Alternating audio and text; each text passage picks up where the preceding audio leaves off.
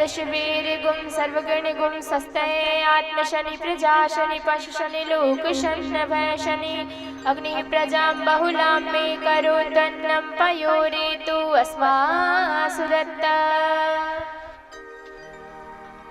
श्री भागवत भगवान की है आरती, पापियों को पाप से है तारती। श्री भागवत भगवान की है आरती, पापियों को पाप से है तारती।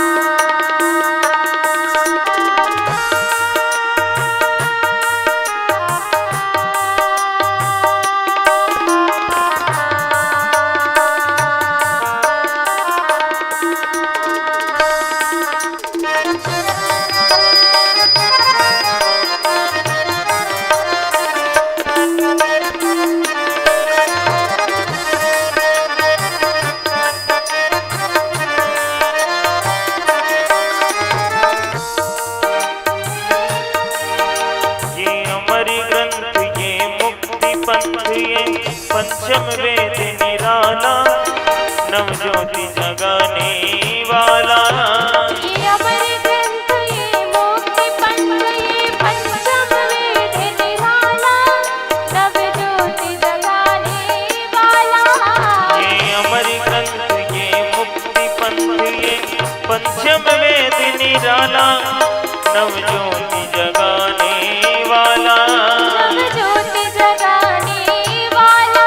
हरि नाम यही हरि धाम यही हरि नाम यही हरि धाम यही जग के मंगल की आरती, पापियों को पाप से है तारती। श्री भागवत भगवान की है आरती, पापियों को पाप से है तारती।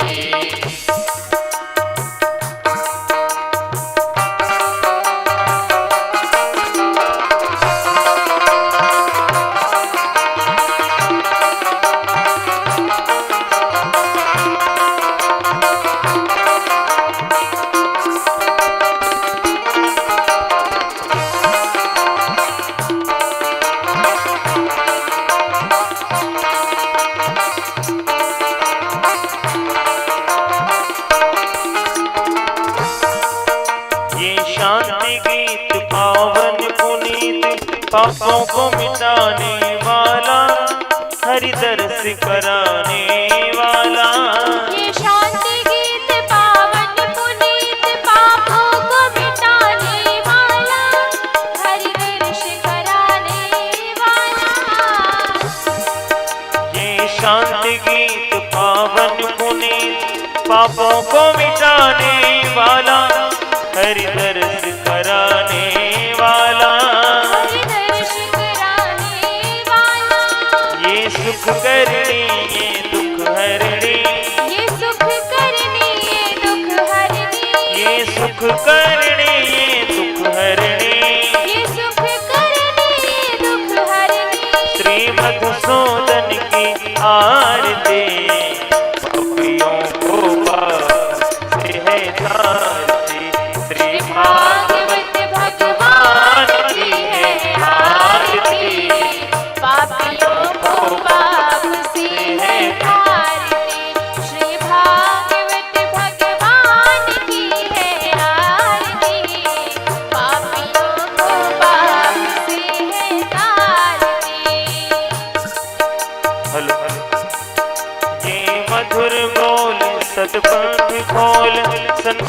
दिखाने वाला, बिगड़ी को बनाने वाला। ये मधुर बोल सतपंथ खोल, सन्मार्ग बताने वाला, बिगड़ी को बनाने वाला। ये मधुर बोल सतपंथ खोल, सन्मार्ग दिखाने वाला, बिगड़ी को बनाने वाला। बिगड़ी को बनाने वाला।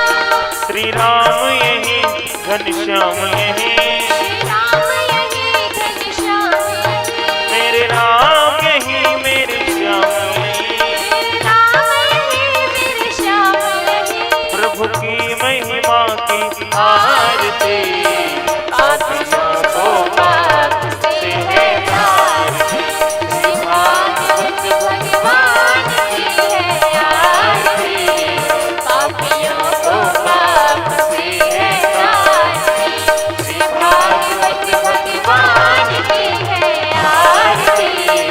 पापियों को पाप से है तारती, पापियों को पाप से है तारती, पापियों को पाप से है तारती। कर्पूर गौरम करुणावतारम, संसार सारम भुजगेन्द्रहारम, सदा वसन्तं हृदयारविन्दे, भवं भवानी सहितं नमामि। त्वमेव माता च पिता त्वमेव, त्वमेव बन्धो च सखा त्वमेव, त्वमेव विद्या द्रविणं त्वमेव, त्वमेव सर्वं मम देवदेव, त्वमेव सर्वं मम देवदेव। जलेन शीतलीकरणं पुष्पै देवाभिवन्दनम्, आरोग्यार्थे आत्माभिवन्दनम्। मन्त्रपुष्पाञ्जलिः। ॐ यज्ञेन यज्ञमयजन्त देवास्तानि धर्माणि प्रथमान्यासन्न, ते हनाकं महिमानः। सचन्त्र यत्र पूर्वे साध्याः सन्ति देवा, नानासुगन्धिपुष्पाणि यथा कालोद्भवानि च। पुष्पाञ्जलिर्मया दत्त्वा गृहाण परमेश्वर, गृहाण जगदीश्वर। मंत्रपुष्पाञ्जलिं समर्पयामि। बोले भागवत भगवान की जय, बोले बांके बिहारी लाल की, सांवरे सरकार की, राधे रानी सरकार की, राधा माधव सरकार की जय। जय श्री राधे, श्री राधे।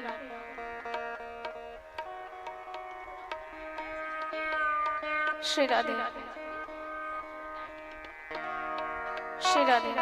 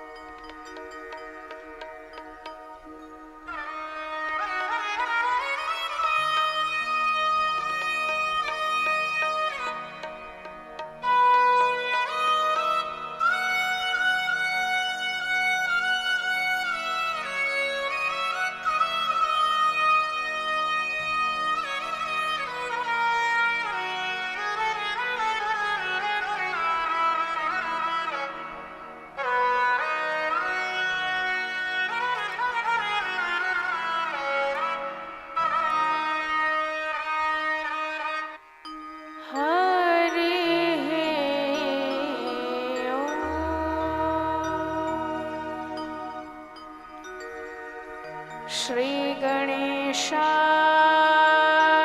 नमः।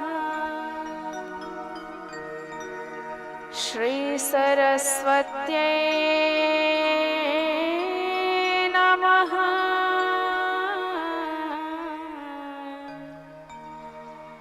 श्री गुरु च चरण कमले भ्यो नमः। नमः परमहंसास्वादित चरण कमल चिन्मकरान्दाय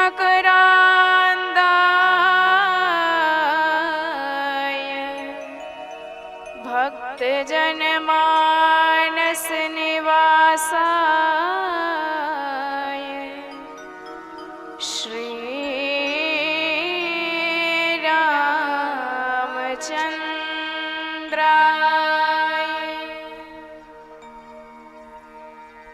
ध्येयं सदा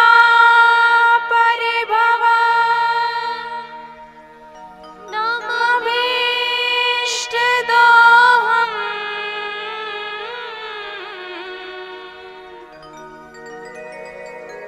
तीर्थास्पदं शिवविलिं चिनुतं शरण्यम्।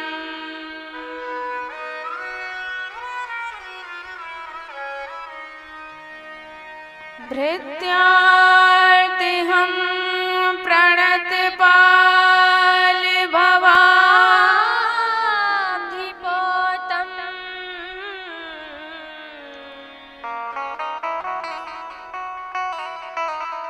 वन्दे महापुरुष ते चरणारविन्दम्।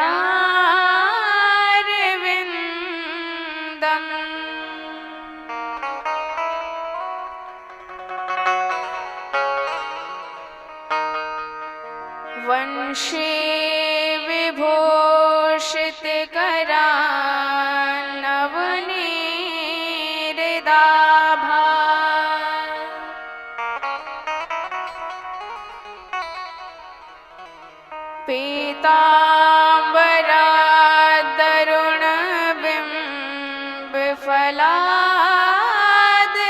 पीताम्बरादरुणबिम्बफलादरोष्ठा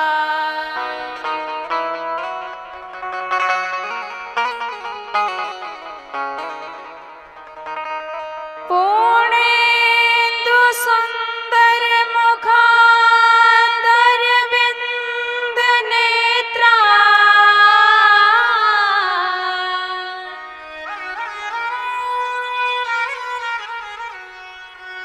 कृष्णात् परं किमपि तत्त्वमहं न जाने।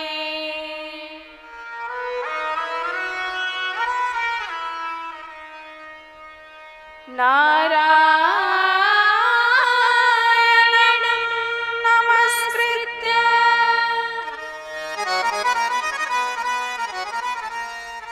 नरं चैव नरोत्तमम्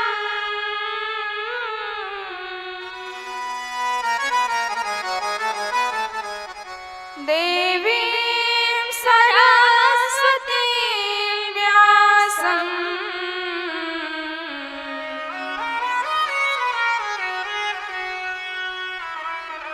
ततो जयमुदीरये।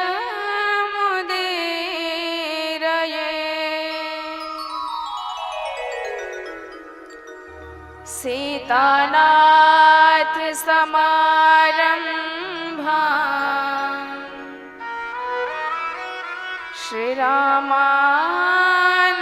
श्रीरामानन्दार्य मध्यमा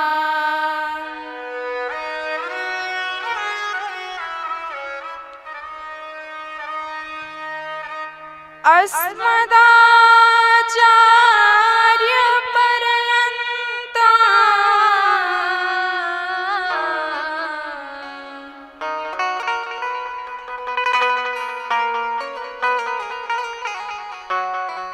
वन्दे गुरु परम्परा।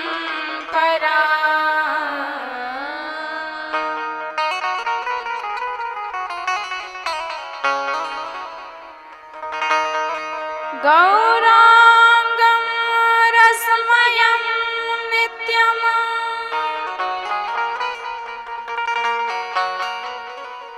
रसाचार्यं रसोत्सुकम्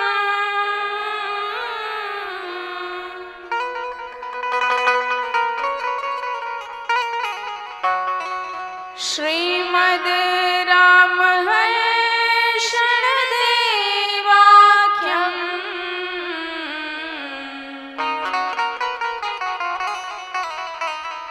सद्गुरुं प्रणमाम्यहम्।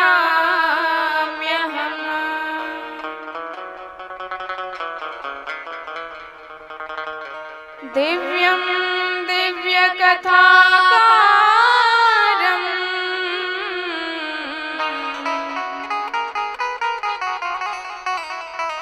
दिव्यतेजसमन्वितम्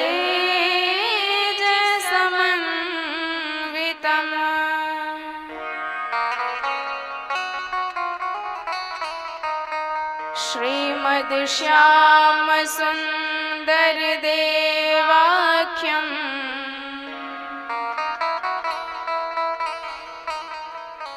सद्गुरुं प्रणमाम्यहम्।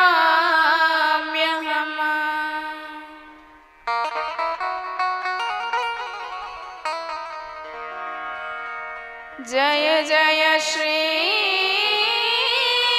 राधारमण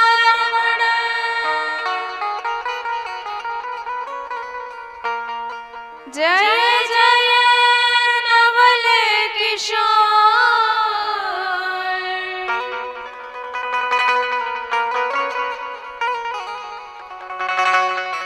जय गोपी चित चोर प्रभु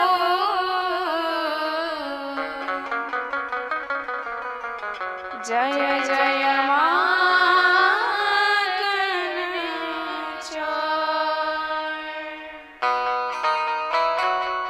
जय जय माखन चोर।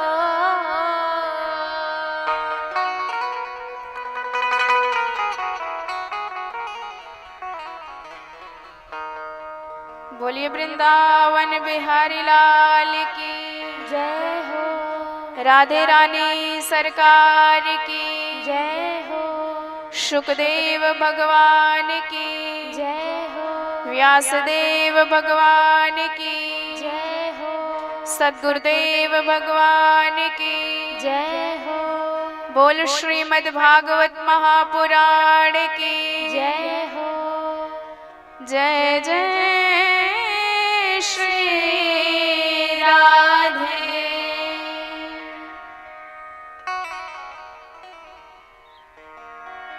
आइए हम उसी आनंद में अपने मन को निवेदित करते हैं। कल जिस आनंद को हम सब यहाँ छोड़ के गए थे, और यह आनंद एक नहीं अनेकानेक जन्मों का फल होता है। तभी ऐसे भगवत उत्सव में सम्मिलित होने का सौभाग्य प्राप्त होता है। आइए उसी नंद के आनंद के चरणार विंदों में मन के समस्त भावों को समर्पित करते हैं। बोल नंद के आनंद की जय हो। चलो देखिए नंद घर लाला हुआ। चलो देखिए नंद घर लाला हुआ। चलो देखिए नंद घर लाला हुआ। चलो देखिए नंद घर लाला हुआ। नंद जी के कुल का उजाला हुआ। ये तो नंद जी के कुल का उजाला हुआ।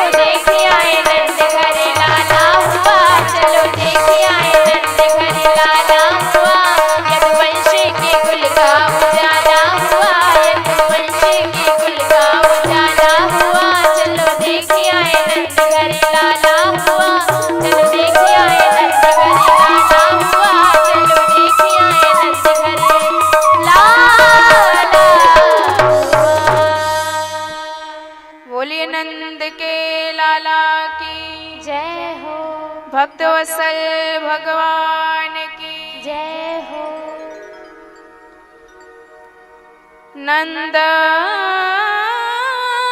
स्वात्मजोत्पन्ना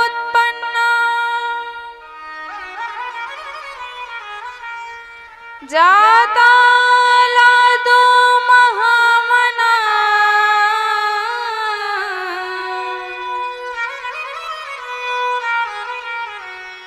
आहूय वे प्राण वेद ज्ञान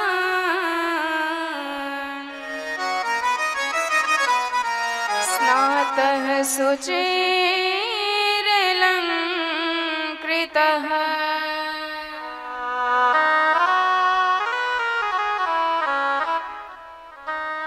वादयित्वा स्वस्त्ययनम्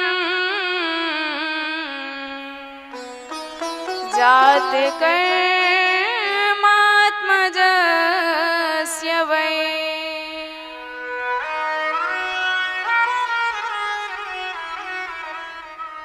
कारयामास विधिवत् पितृदेवार्चनं तथा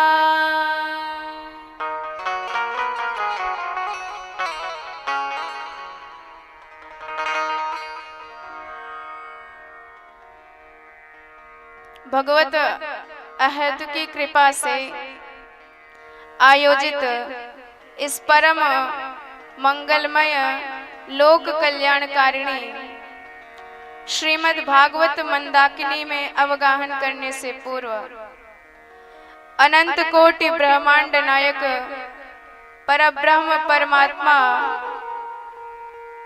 जगदीश्वर जगदात्मा अद्वैत अखंड अनंत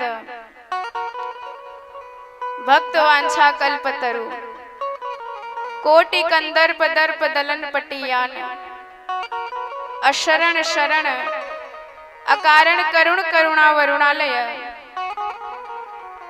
माधुर्य निखिल रसात्मक सार सर्वस्व अचिंत्य सकल गुण गण निधान सच्चिदानंद विग्रह भगवान बाल कृष्ण के चरणारविंदों में बारंबार दास का प्रणाम।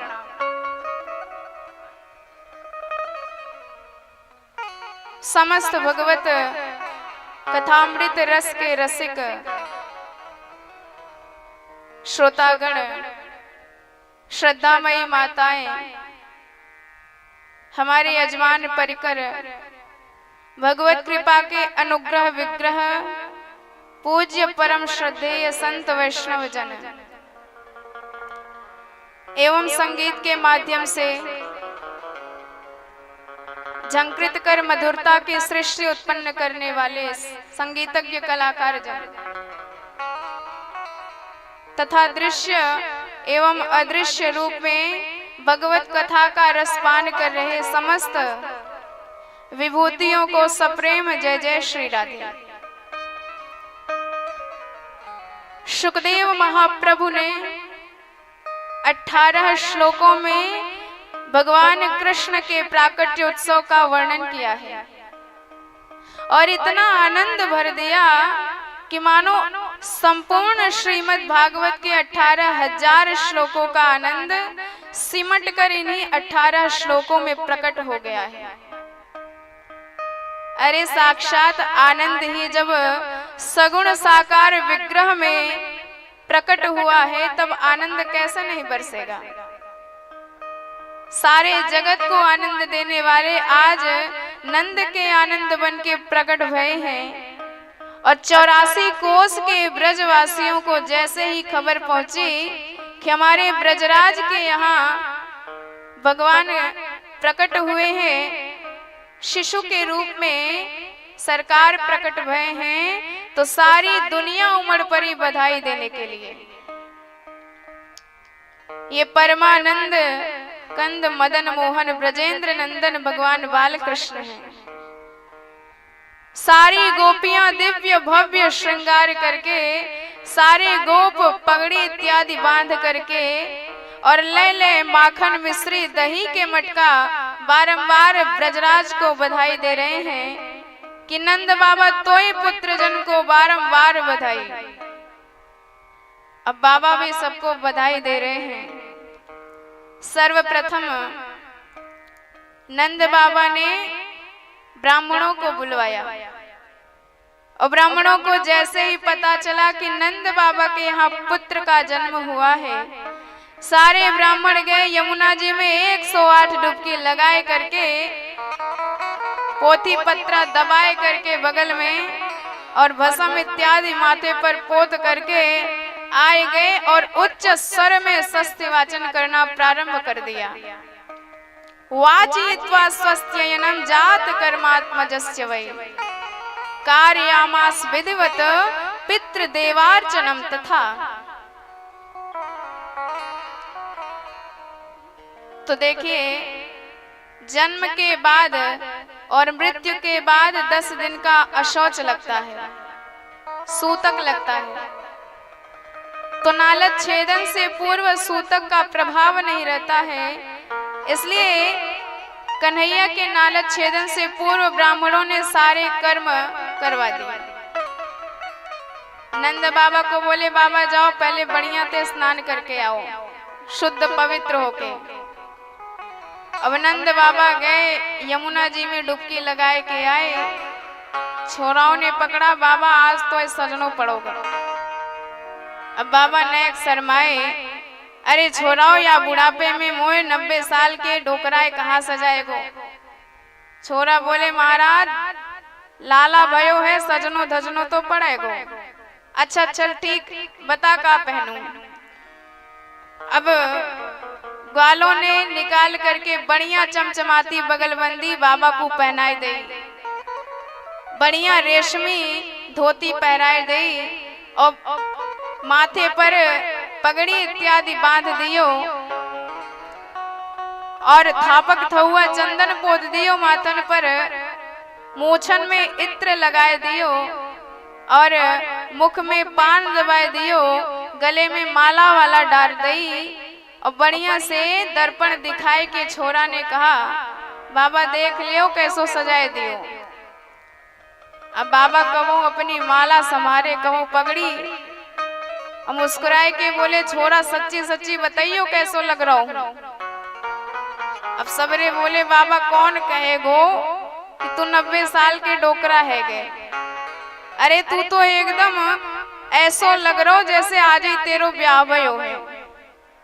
अब तो स्नातः सुचिर अलंकृत है, खूब बढ़िया सम अलंकृत हो करके नंद बाबा आए और पंडित जी ने पूरा जात कर्म कराना प्रारंभ किया। मंत्र बोल के कहे, बाबा ठाकुर जी पे चावल चढ़ाओ अक्षत, और बाबा ने लय करके गलती से शक्कर चढ़ाए दे। अब पंडित जी ने डांट लगाई, बाबा मंत्र कछु पढ़ रहे हैं और जो मन के सबरे हाथ से लेके चढ़ाए दियो। फिर मंत्र बोल के कहे कि ठाकुर जी पे दूध चढ़ाओ, और बाबा ने लय करके यमुना जल चढ़ाए दिए। पंडित जी ने कहा, बाबा तेरो ध्यान किधर है, मंत्र कछु पढ़ रहे हैं और जो मन के सब्र ले दे के चढ़ाए दे रहे हैं। बाबा बोले, महाराज क्षमा करियो, मेरो सबरो ध्यान तो लाला में चलो गयो। अब जब तक वह छोरा को दर्शन नहीं कर लेते हो तब तक पूजा पाठ में मन बिल्कुल नहीं लगवे वारे। सबरे ब्राह्मण बड़े हंसे। बाबा तू तो जाए के छोरा को दर्शन कर, संकल्प कर दे, बाकी सब कर्म क्रिया हम सब निपटाए लेंगे। और बाबा ने जल लिया और 2 लाख गायों का दान और अन्न के साथ विशाल पहाड़ बना करके ब्राह्मणों के लिए दान कर दिया।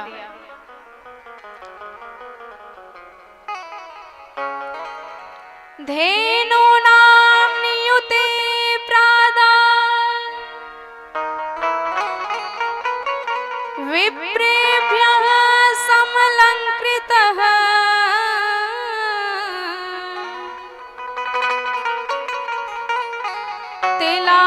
तिलाद्रादीन सप्तरत्ना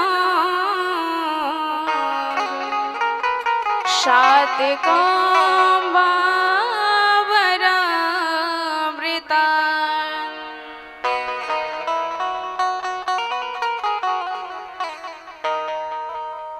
बढ़िया से गए महाराज छोरा के दर्शन करने के लिए। और तब तक कई मित्र आए गए, बाबा को बधाई दिए और सबने कहा कि महाराज छोरा को दर्शन कराओ।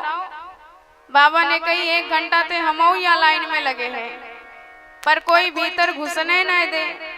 अब गोपियां गावे बजावे में लगी हैं, कहती हैं बाबा बाद में आइयो। तो बताओ जब हम खुद ही दर्शन ना करे तो तुम्हें कहाँ तक दिखाई दे। एक ने कहा बाबा तो ये पतो ना है, छोरा को मुंह पहली बार देखो जाए तो नाच नाच के भीतर जायो जाए। अब बाबा ने कही भैया जन्म कर्म में तो कबहू नहीं नाचे, महाराज दर्शन के काजे तो ठुमका लगाइयो पड़ेगो। अब दर्शन की इतनी उत्कंठा नंद बाबा को कि नाचना नहीं जानते, लेकिन दर्शन करने के लिए एक हाथ कमर पे रखा और एक हाथ सिर पे रखकर नंद बाबा ठुमक ठुमक कर नृत्य करने लगे अपने लाला का दर्शन करने के लिए। नंद जुग्वालन आ पकड़ो, कहीं नाचन हासन को व्यवसायो है।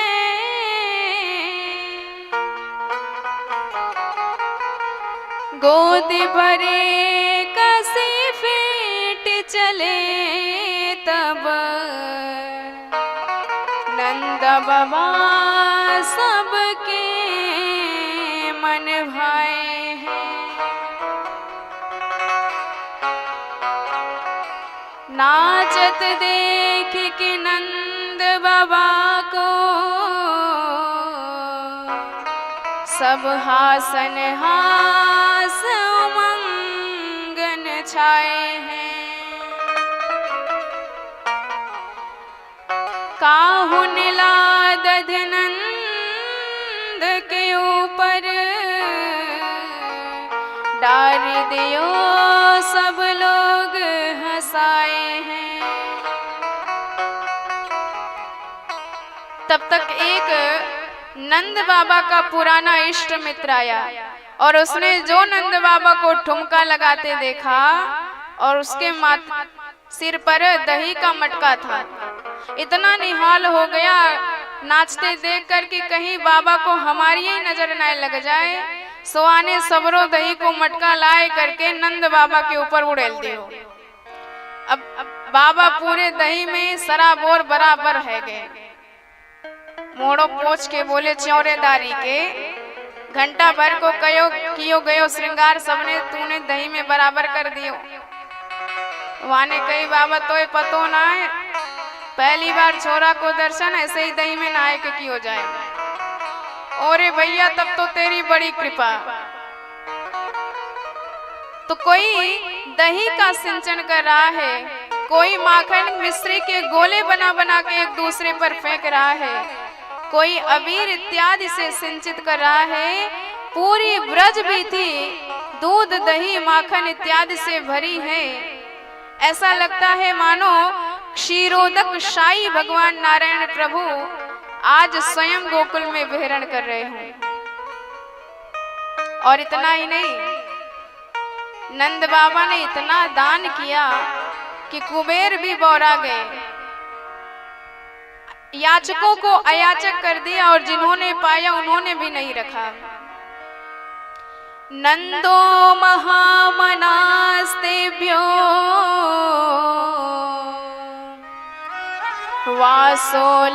वासोलंकार गोधनः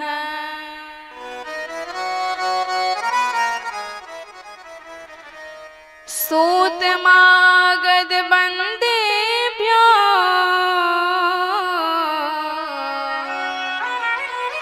ये विद्योपजीवनः। सूत मागध बंदी जन जितने कहे जाते हैं सबको इतना दान दिया कि कोई कल्पना नहीं कर सकता। दान लेके चले जा रहे हैं, रास्ते में चर्चा होती जा रही है। एक ने कहा भाई तू क्या लाया नंद के आंगन से? तो आने कही देख मैं चांदी के बर्तन चांदी के थारी कटोरी इत्यादि लेके आयो हूँ। दूसरा कहा, बाबरा तू चांदी लेवे गयो, अरे देख मैं सोने की थारी, सोने के आभूषण इत्यादि लेके आयो हूँ। अब वानी पूछी, भैया ये सोना किधर बट रहे थे? अरे 5 नंबर के दरवाजे से। अरे राम राम, हम तो एक ही नंबर के दरवाजे से भागे आए। वाने सबरे चांदी के थारी कटोरी बर्तन रास्ते में फेंकी और दौड़ लगाई दी 1 नंबर के दरवाजे से। और जब सोना लेके आयो तब तक दूसरों मिल गयो। क्यों भाई, क्या लायो? वाने अपने सोने के थारी कटोरी आभूषण दिखाए। दूसरा बोला, तू सोना लेने गयो, देख मैं हीरे की अंगूठी, हीरे के हार, इतने महंगे महंगे जवाहरात लेके आयो। अब वाने कही, भैया ये हीरे किधर बट रहे थे? अरे 2 नंबर के दरवाजे से पूरे हीरे ही हीरे बट रहे थे। अब तो वाने सबरे सोने के थारी कटोरी आभूषण रास्ते में फेंकी और दौड़ लगाई दी 2 नंबर के दरवाजे पर। कहने का तात्पर्य है कि भगवान के प्राकट्योत्सव में साक्षात भगवान की श्री जी किशोरी लक्ष्मी महारानी इतनी प्रसन्न प्रमुदित हो गई हैं कि ब्रज की वीथियों में निरंतर नृत्य कर रही हैं, भ्रमण कर रही हैं। गोपियां आई, नंद रानी को बधाई देने लगी, गजब का श्रृंगार की हैं। सुखदेव जी बड़ा सुंदर वर्णन करते हैं। गोप्यः सुमृष्टिमणिकुण्डलनिष्कण्ठ्यै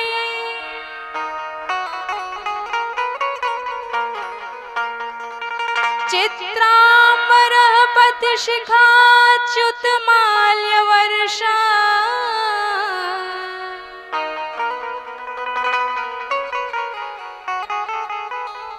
नंदालयं सबलया व्रजतिर्विरेजो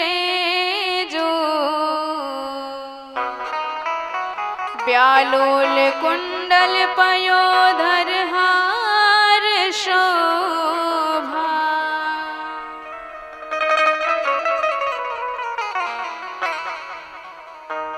सभी आज भगवान के उत्सव में सज के आ रहे हैं।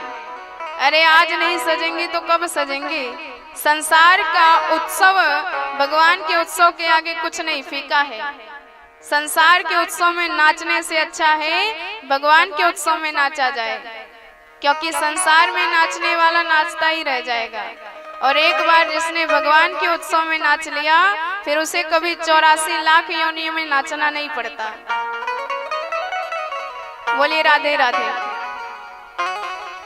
इसलिए यदि सजना है और नाचना है तो केवल सरकार के उत्सव में। इतना आनंद, और यह आनंद केवल भारत भूमि पर मिल सकता है, केवल धराधाम पर भारत भूमि में मिलता है। स्वर्ग, सत्य, कैलाश, ब्रह्मलोक इत्यादि भारत भूमि की समकक्षता नहीं कर सकते, क्योंकि वहां आपको भगवान का दर्शन तो मिल जाएगा, लेकिन वहां भगवान पैदा नहीं होते। पैदा तो केवल भारत माता में होते हैं, भारत भूमि पर होते हैं। स्वर्गे सत्ये च कैलाशे वैकुंठे नास्त्ययं रसम।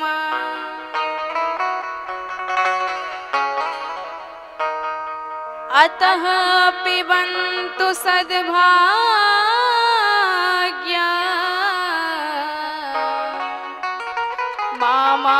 मामुञ्चत कर्हिचित्।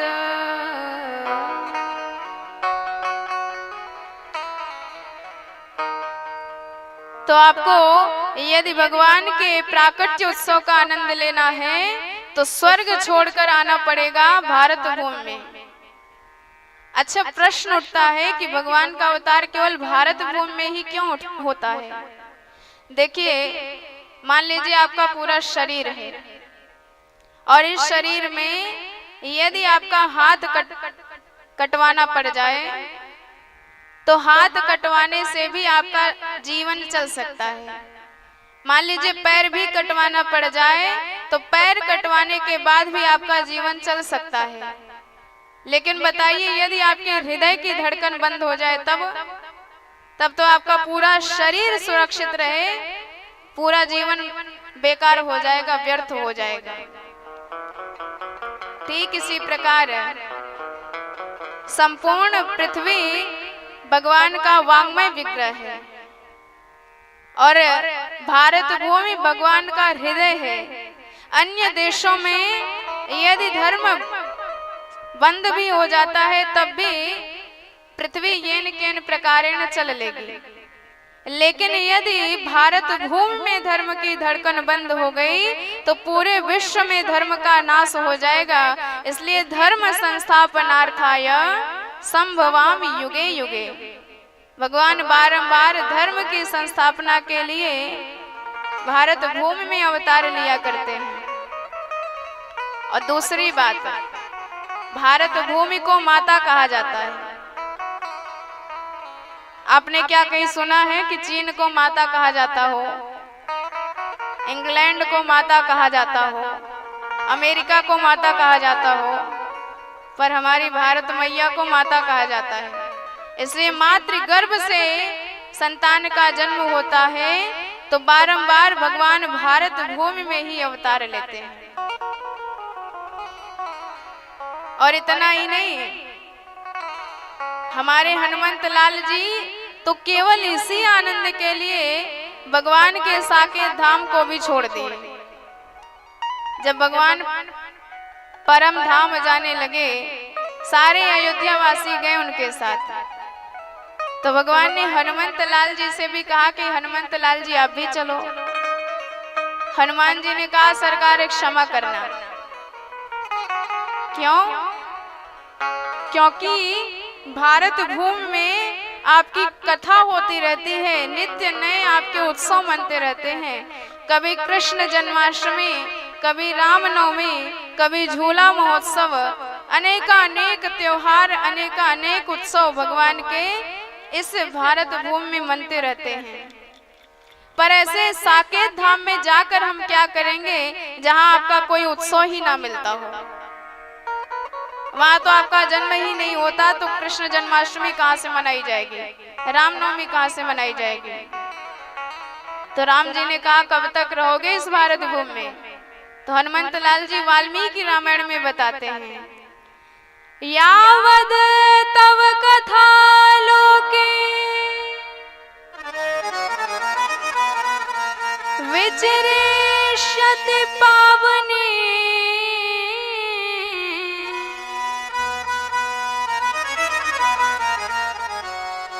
तावद स्थास्यामि मेदिन्या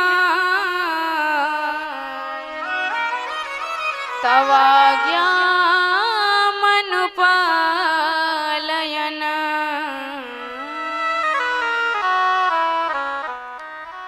तो यत्र यत्र रघुनाथ कीर्तनम तत्र तत्र कृत मस्तकांजलिम वाष्पवारि परिपूर्ण लोचनम मारुतिम नमत राक्षसांतकम। तो जहाँ जहाँ भगवान की कथा होती है, जहाँ जहाँ भगवान के उत्सव मनाए जाते हैं, ये एक ऐसे श्रोता है हनुमंत लाल जी जिन्हें कार्ड देने की जरूरत नहीं पड़ती, बुलाने की आवश्यकता नहीं पड़ती। हनुमंत लाल जी बिना बुलाए पहुंच जाते हैं। इतने बड़े रसिक हैं, राम कथा के, भगवत कथा के रसिक हैं। बोल हनुमंत लाल की जय हो। और इसीलिए भारतवासियों से स्वर्ग के देवता भी जलते रहते हैं। अहो अमीशाम किमकारी शोभनम प्रसन्न येषाम स्वेदुत स्वयं हरिः। यही जन्म लब्ध्वा नृकुभारताजिरे मुकुंद सेवै पैकः स्पृहाहीनः। क्योंकि यहाँ पर आरक्षण प्राप्त है लोगों को, जैसा कर्म करेंगे वैसा फल मिलेगा। पर स्वर्ग में तो जितना आपने पुण्य किया है पुण्यों का फल भोगो, और क्षीणे पुण्य मर्त्य लोकम विशन्ति। जहाँ पुण्य समाप्त हुआ तुरंत ढकेल दिए जाओगे। पर भारत भूमि में यदि आपने कर्म कर लिया तो ऐसा पद मिलेगा जहां से कभी वापस नहीं गिरना पड़ेगा। ऐसा अटल पद दे देते हैं भगवान। तो गोकुल में भी भगवान का प्राकट्योत्सव मनाते मनाते अचानक से नंद बाबा को याद आया कि भैया हम सब प्रतिवर्ष कंस को कर दिया करते थे और कर देने की तिथि निकल गई, और यदि समय से कर नहीं पहुंचेगा तो न जाने कौन सा उत्पात खड़ा कर देगा। तो गोकुल की रक्षा का भार कुछ गोप बालिकाओं पर सौंपा और स्वयं कर देने चले गए। गोपान गोकुल रक्षाया निरूप्य मथुरां गतः नन्दः कंसस्य वार्षिक्यम् करं दातुं कुरुद्वहम्।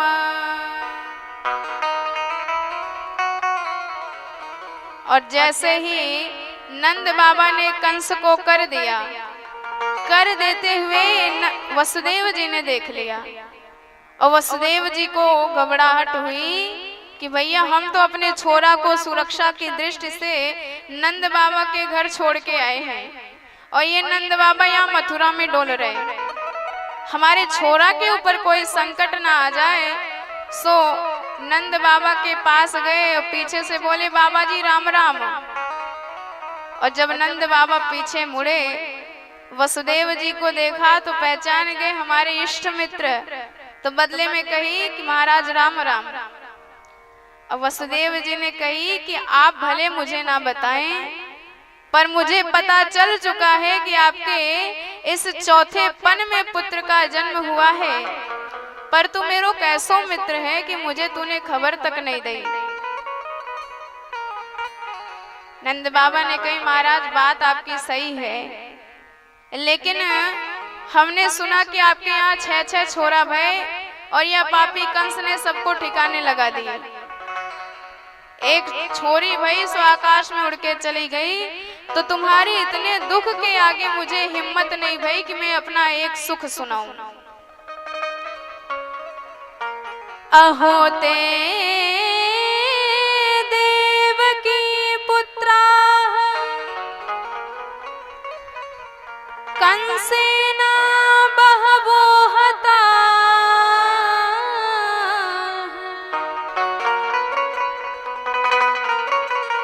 एकावशिष्टा वर्जा कन्या सापि दिवं गता।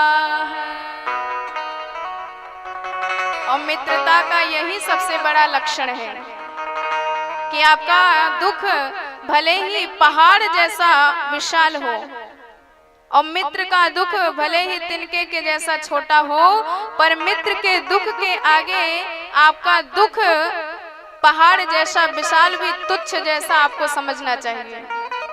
यही नियम है, और यदि ये नियम निभा नहीं सकते तो आपको मित्रता कभी करनी नहीं चाहिए।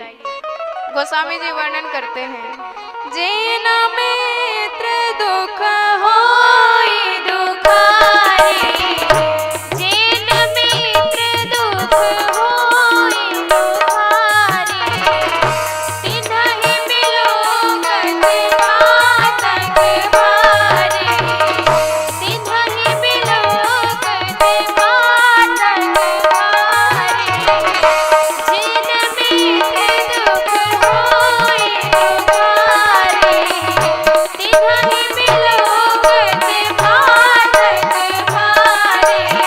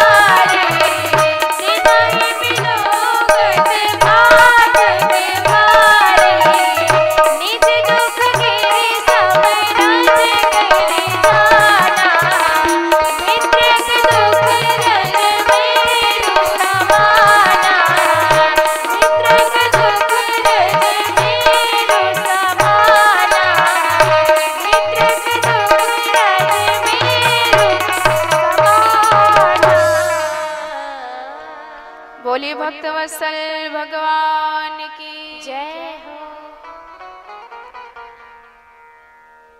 वसुदेव जी को तो चिंता है कि ये कैसे अपने गोकुल पहुंचे। उन्होंने कहा कि मित्र, मैं ज्योतिष को पक्को पंडित हूँ और मेरी ज्योतिष विद्या बता रही है कि हो न हो आपके गोकुल में अवश्य कुछ ना कुछ उत्पात होवे वारो है। तो मित्र, तू इधर उधर की छोड़ सीधे अपने गोकुल पहुंच। और जैसे ही विपत्ति की बात कही, अब तो नंद बाबा घबराए कि वसुदेव जी ने जीवन में कभी असत्य वाचन नहीं किया है, शंका करी है तो अवश्य कुछ ना कुछ उत्पात आएगा। तो नंदः पथिवचम शौरे न मृषेति विचिंत्ययन हरिम जगाम शरणम उत्पातागम गोकुले। तो भगवान से प्रार्थना करते हुए नंद बाबा चले और इधर बाबा पहुंचो नहीं पाए कि कन्हैया जी की मौसी पहुंच गई। कंस के द्वारा भेजी वही पूतना। पूतना लोक बालग्ने राक्षसी रुधिरासना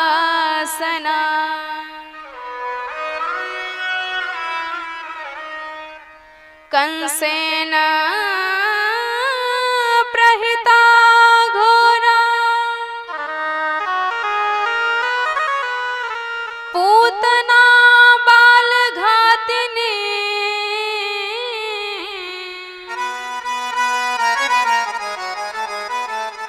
शिशून् शारन गणन्ते पुरग्राम ब्रजादिशो। जब कंस सभी को भेज रहा था कि 1 महीने के अंदर जितने बालक ने गोकुल में जन्म लिया है सबका वध कर डालो, तो ये पूतना भी आई, महाराज मुझे भी मौका दो। अब इसके भयंकर शरीर को देखकर कंस ने कहा, तुझे घर में घुसने कौन देगा? अरे इतना काला सा तेरा भयंकर स्वरूप।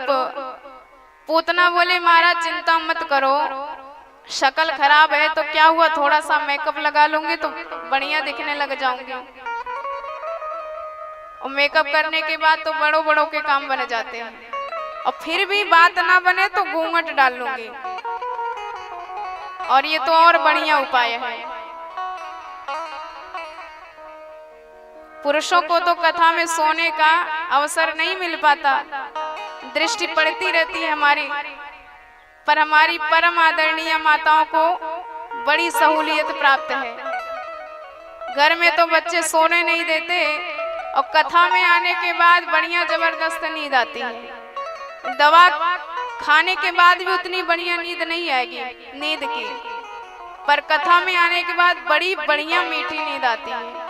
सो जब नींद आए तो 1.5 हाथ का घूंघट सामने, अब बढ़िया समाधि लगी, न पड़ोसी को पता पड़े न व्यास जी को पता चले। और ये घूंघट प्रथा हमारे भारत की प्रथा है भी नहीं, ये तो पाश्चात्य अरब आदि देशों की प्रथा है, क्योंकि वहां धूल की आंधी चलती है, सो बचने के लिए घूंघट लगाती हैं महिलाएं। हमारे यहाँ तो आप सर पर पल्लू रख लो और आंखों में शालीनता होनी चाहिए, शिष्टता होनी चाहिए, यही सबसे बड़ी बात है। क्योंकि हमारे सनातन धर्म में सरकार को सबसे बढ़िया एक बात पसंद है, उन्हें कपट बिल्कुल नहीं अच्छा लगता। जो जैसा है वैसा यदि सरकार के चरणों में निवेदित हो जाता है तो भगवान उसे बड़े प्रेम से स्वीकार कर लेते हैं। पर आप हो कुछ और बन के कुछ गए हो भगवान के पास, तो कभी भी फूटी आंखों नहीं सुहाओगे। तो ऐसे घूंघट का भी क्या महत्व कि घूंघट तो डाला है 1.5 हाथ का, और घूंघट के नीचे से ही ससुर जी को गालियां पड़ रही हैं, आजा बज मारे तेरे मुंड पे हंडिया फोड़ूंगी। अरे सम्मान कर दो, यही सबसे बढ़िया बात है। तो पूतना भी खूब बढ़िया श्रृंगार करके और सुखदेव जी कहते इतना बढ़िया श्रृंगार किया कि मानो साक्षात लक्ष्मी भगवान के दर्शन करने आई है। और इसने देखा कि कई महिलाओं का झुंड जा रहा है पुत्र जन्म की बधाई देने, और मेरो नाम है पूतना, तो चलो देखो किसके यहाँ पूत हुआ है। और महिलाओं के झुंड में ये भी मिलजुल कर आई। सारी स्त्रियां यशोदा मैया को बधाई देने लगी, तो इसने भी नाटक करना चालू किया। अरे बहन यशोदा, तोय पुत्र जन्म की बार बार बधाई। अरे जैसे ही मैंने सुने कि आप बुढ़ापे में तोय छोरे को जन्म भयो है, मैं तो अपने सारे काम छोड़कर तुझे बधाई देने चली आई। अब ऐसे का आंख फाड़ फाड़ के मुझे देख रही, तो पतो ना चलो कि मैं कौन हूँ। अब यशोदा मैया बेचारी बड़ी आश्चर्यचकित है कि यह न जाने कौन सी मेरी बहन कहाँ से आ गई। अरे चलो होगी कोई चचेरी ममेरी फुफेरी बहन, खास नाए तो दूर की रिश्तेदार होगी, पर यदि सीधे पूछ लूं कि बहन तो ये पहचानो ना तो बुरो मान जाएगी। और हमारी यशोदा मैया का नाम ही है यशोदा, यशः ददाती सा यशोदा, जो सबको यश प्रदान करे। और राधे रानी की माता जी का नाम है कीर्ति, कीर्तिम ददाती। तो दोनों की माताओं का नाम और अर्थ एक जैसा ही मिलता है। ठीक इसी प्रकार राधे श्याम सरकार अलग अलग होते हुए भी एक ही है। जैसे शब्द और अर्थ अलग अलग नहीं हो सकते, जैसे सुगंध और पुष्प अलग अलग नहीं हो सकते, जैसे दीप और ज्योति अलग अलग नहीं हो सकती, चंद्रमा और चांदनी अलग अलग नहीं हो सकती, ऐसे राधे श्याम भगवान भी कभी अलग नहीं हो सकते। एको ज्योतिर्भूत वेधा राधा माधव रूपकम। अब इसने कहा कि बहन पहले तू छोरा का दर्शन करा। यशोदा मैया ने इशारा कर दिया कि वो देख पालने में लाला सोआ है, लेकिन जगइयो मत, अभी हाल में सुआयो है। अब गई और भगवान ने दूर से ही देखा तो पहचान गए, ओहो मौसी जी आ रही हैं। और सरकार ने देखते ही तुरंत आंखें बंद कर ली। तो भैया भगवान तो सर्वांतर्यामी है, तो नेत्र क्यों बंद करे। विबुध्यतां बालक मारिकाग्रहम् चराचरात्मा सन्मीलिते क्षणम्।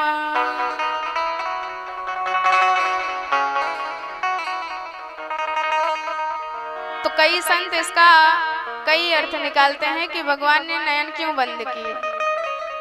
एक तो कहते हैं कि भगवान इसलिए बंद किए आंख कि भैया हम तो आए हैं माखन मिश्री का स्वाद लेने, और स्वाद चखो ना पाए, अभी तो 6 दिन के हैं और मौसी जी आएगी जहर पिवावे। तो भोलेनाथ का ध्यान कर रहे हैं नैन बंद करके कि भोले बाबा जब समुद्र में हजारों टन विष निकला था तो अभक्षयन महादेव तथा कर्तलीकृतः, तो अपने अंजलि बांध के पी लिया था। सो आज विष आप पी जाओ, बाकी दूध हम पी जाएंगे। अथवा इसलिए नयन बंद किए कि ये है मायावती और हम हैं मायापति।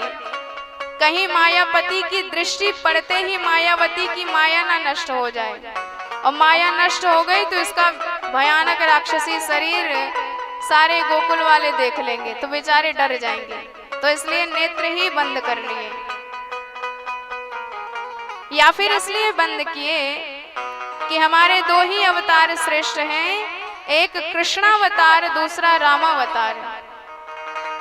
रामावतार में भी पहला शुरुआत हमें स्त्री वध ताड़का वध से करना पड़ा, और लगता है कृष्णावतार में भी पूतना वध से शुरुआत करनी पड़ेगी। सो आंख बंद करके मंगलाचरण कर रहे हैं। या फिर इसलिए नेत्र बंद किए कि भगवान के ही आंखों में सूर्य और चंद्रमा का वास है। मानो भगवान सोच रहे थे कि मेरे हाथों से मरेगी तो किसी ना किसी लोक को जाएगी। तो सूर्य चंद्र ने पहले ही अपने लोक के किवाड़ बंद कर दिए, किसी और में भेज दो, लेकिन हम अपने लोक में इस पापनी को घुसने नहीं देंगे। या फिर इसलिए भगवान ने नेत्र बंद किए कि शास्त्र कहते हैं भद्रम कर्णेभिः शृणुयाम देवा भद्रम पश्येमाक्ष वीर्यजत्राः, सदैव बढ़िया सुने कानों से और सुंदर दृश्य देखें, अटपटा नहीं देखना चाहिए। यदि दृष्टि का कोई पात्र ना मिले तो दृष्टिपात मत करो, आंखें बंद कर लो। तो इसलिए भगवान ने बंद कर ली आंखें, क्योंकि यह कुपात्र है। एक सुंदरी जी रामावतार में भी खूब श्रृंगार करके आई थी और भगवान को भी फेल कर दी। भगवान को कहती है कि मन माना कुछ तुम्हें निहारी, वैसे तो आप भी मेरे लायक नहीं हो, काले राम हो, पर ठीक है तुमसे काम चला लेंगे। भगवान को देखना चाहिए कि कौन विश्व सुंदरी आ गई कि हमें भी फेल कर दे रही है, पर भगवान ने नहीं देखा। क्यों? क्योंकि रामचंद्र परान दारान चक्षुषा नापि दृश्यते। भगवान पराई स्त्रियों को आंख उठा के कभी देखते नहीं।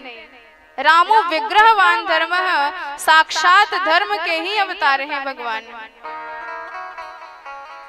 इसलिए सीता ही चितई कई प्रभुवाता, भगवान ने सीता जी की तरफ देखकर कहा, लेकिन उसकी तरफ नहीं देखा।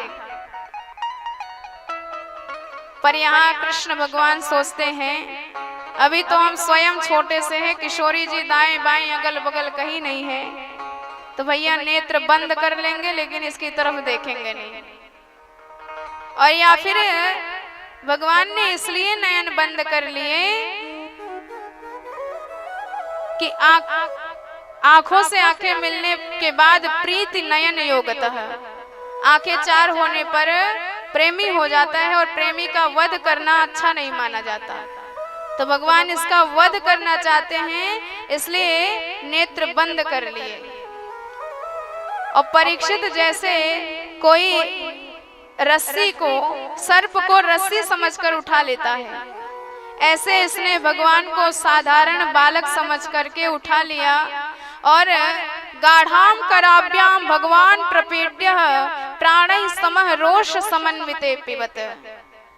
भगवान के मुखमंडल में अपना विष युक्त स्तन दे दिया और भगवान उसके स्तनों का पान करने लगे। पहले विष पान किया, फिर दूध का पान किया, उसके बाद प्राणों का ही आकर्षण करना प्रारंभ किए। और जैसे ही प्राण खींचने लगे कि मर्म स्थलों में बड़ी भयंकर वेदना हुई और चिल्लाने लगी, सा मुंच मुंचा लमती सभासिणी निष्पीड्यमाना खिल जीव मर्मणी, बेटा छोड़ दे छोड़ दे। पर भगवान कहते हैं कि मौसी जी हमको तो पकड़ना ही आता है, छोड़ना हमने कभी सीखा नहीं है। और जैसे ही उसके प्राणों का आकर्षण किया तो उसका भयानक राक्षसी शरीर प्रकट हो गया।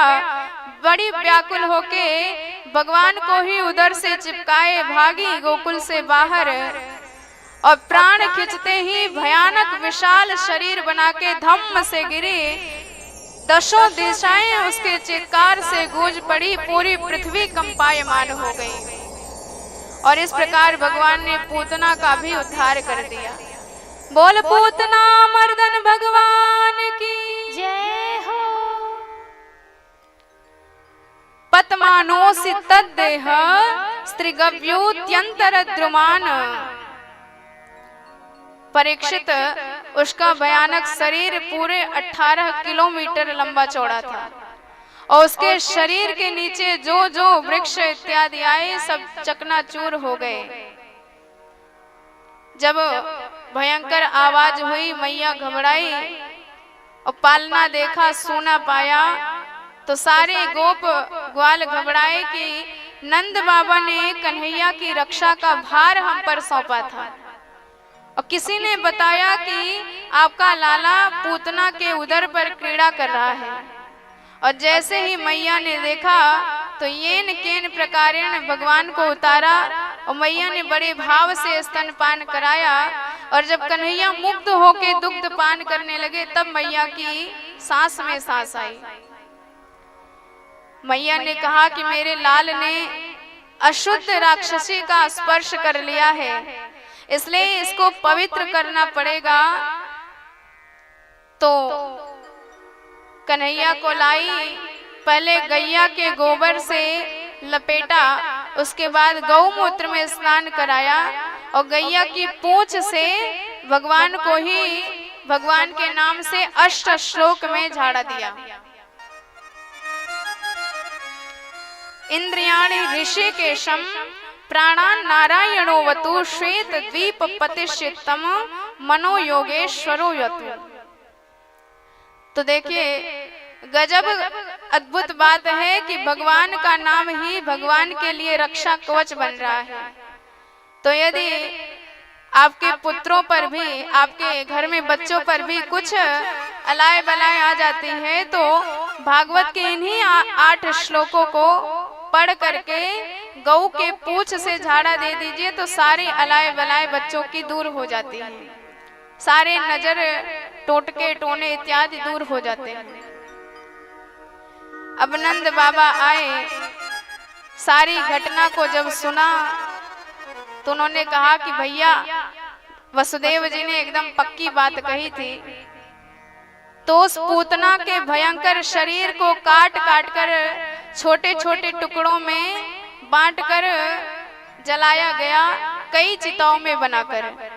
और परीक्षित जैसे ही उसके शरीर को जलाया गया तो धूम्रस चागुर सौरभम, बड़ी अद्भुत सुगंध निकली जिससे त्रैलोक्य सुवासित हो गया। अब परीक्षित जी ने कहा कि महाराज ऐसी पापनी पूतना का भी उद्धार हो गया। तो सुखदेव जी कहते हैं कि परीक्षित से पापनी कौन कहेगा, अरे इसका पूर्ण परिचय सुनो, ना इसका नाम अच्छा, ना काम अच्छा, ना आहार अच्छा, ना व्यवहार अच्छा, पर न जाने कौन से गुण पर दया निधि रीझ जाते हैं। भगवान कौन सा गुण देखते हैं जीव पर जो रीझ कर कृपा की बरसात कर दिया करते हैं। यही सब ग्रंथ कहते हैं, यही हरिभक्त कहते हैं, न जाने कौन से गुण पर दया निधि रीझ जाते हैं। निमंत्रण था दुर्योधन का पर सुव्यंजन टाल जाते हैं, पहुंचकर विदुर जी के घर भोग छिलकों का लगाते हैं। पिता अवधेश को रोता हुआ ही छोड़ जाते हैं और उठाकर गीध को गोदी में प्रभु आंसू बहाते हैं। विरज की गोपियों की दुख कथा सुनने न जाते हैं, द्रुपदजा की दशा पर द्वारिका से दौड़े आते हैं, न जाने कौन से गुण पर दया निधि रीझ जाते हैं। भगवान की कृपा ही है। जैसे क्रोधी के स्वभाव में क्रोध भरा रहता है, बात बात पर क्रोध झलक पड़ती है, ठीक इसी प्रकार भगवान इतने कृपालु, इतने दयालु हैं कि इनके हर स्वभाव में दयालुता छलक पड़ती है। जरा सा बहाना मात्र मिल जाए तो भगवान कृपा की बरसात कर दिया करते हैं। इसलिए कम वा दयालुम शरणम ब्रजेम, ऐसा कौन होगा जो ऐसे दयालु भगवान की शरण में ना जाना चाहेगा। और परीक्षित भगवान ने इतना बड़ा आशीर्वाद दिया इस पूतना को कि यह एतद पूतना मोक्षम कृष्णस्यार्भक मद्भुतम शुणया श्रद्धया मर्त्य गोविंदे लभते रतिम। जो पूतना मोक्ष की इस कथा का श्रवण करता है उसके जीवन में भगवान गोविंद के चरणार बिंदु की अटल भक्ति प्रेम प्राप्त होती है। बोले भक्त वत्सल भगवान की जय हो। तो हमारे प्रभु का जब जब जन्म होता है तब तब हमारे भोलेनाथ बाल रूप सरकार के दर्शन करने आते हैं। कभी ज्योतिषी बन के आते हैं, कभी योगी बन के आते हैं। और आज जब पता चला भोलेनाथ को प्रभु बाल रूप में अवतरित हुए हैं तो योगी का वेश बना करके आए।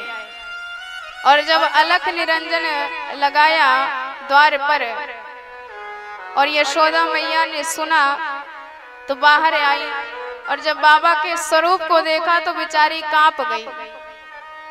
बाघंबर का ओढ़ दुशाला शेष नाग लिपटाया है, माथे वाके तिलक चंद्रमा जोगी जटा बढ़ाया है। और जैसे मैया ने स्वरूप इनका देखा, इनके चारों तरफ सांप और बिच्छू डोल रहे थे, तो मैया ने प्रणाम किया, महाराज धन चाहिए तो धन ले जाओ, अन्य वस्त्र चाहिए तो सब ले जाओ, लेकिन लेकर तुरंत यहाँ से खिसको, क्योंकि आपका इतना विचित्र वेश है, कहीं मेरा लाला न डर जाए। लय भिक्षा निकली नंदरानी, मोतियन थाल भराया है, जा जोगी अपने आश्रम को मेरा कान डराया है।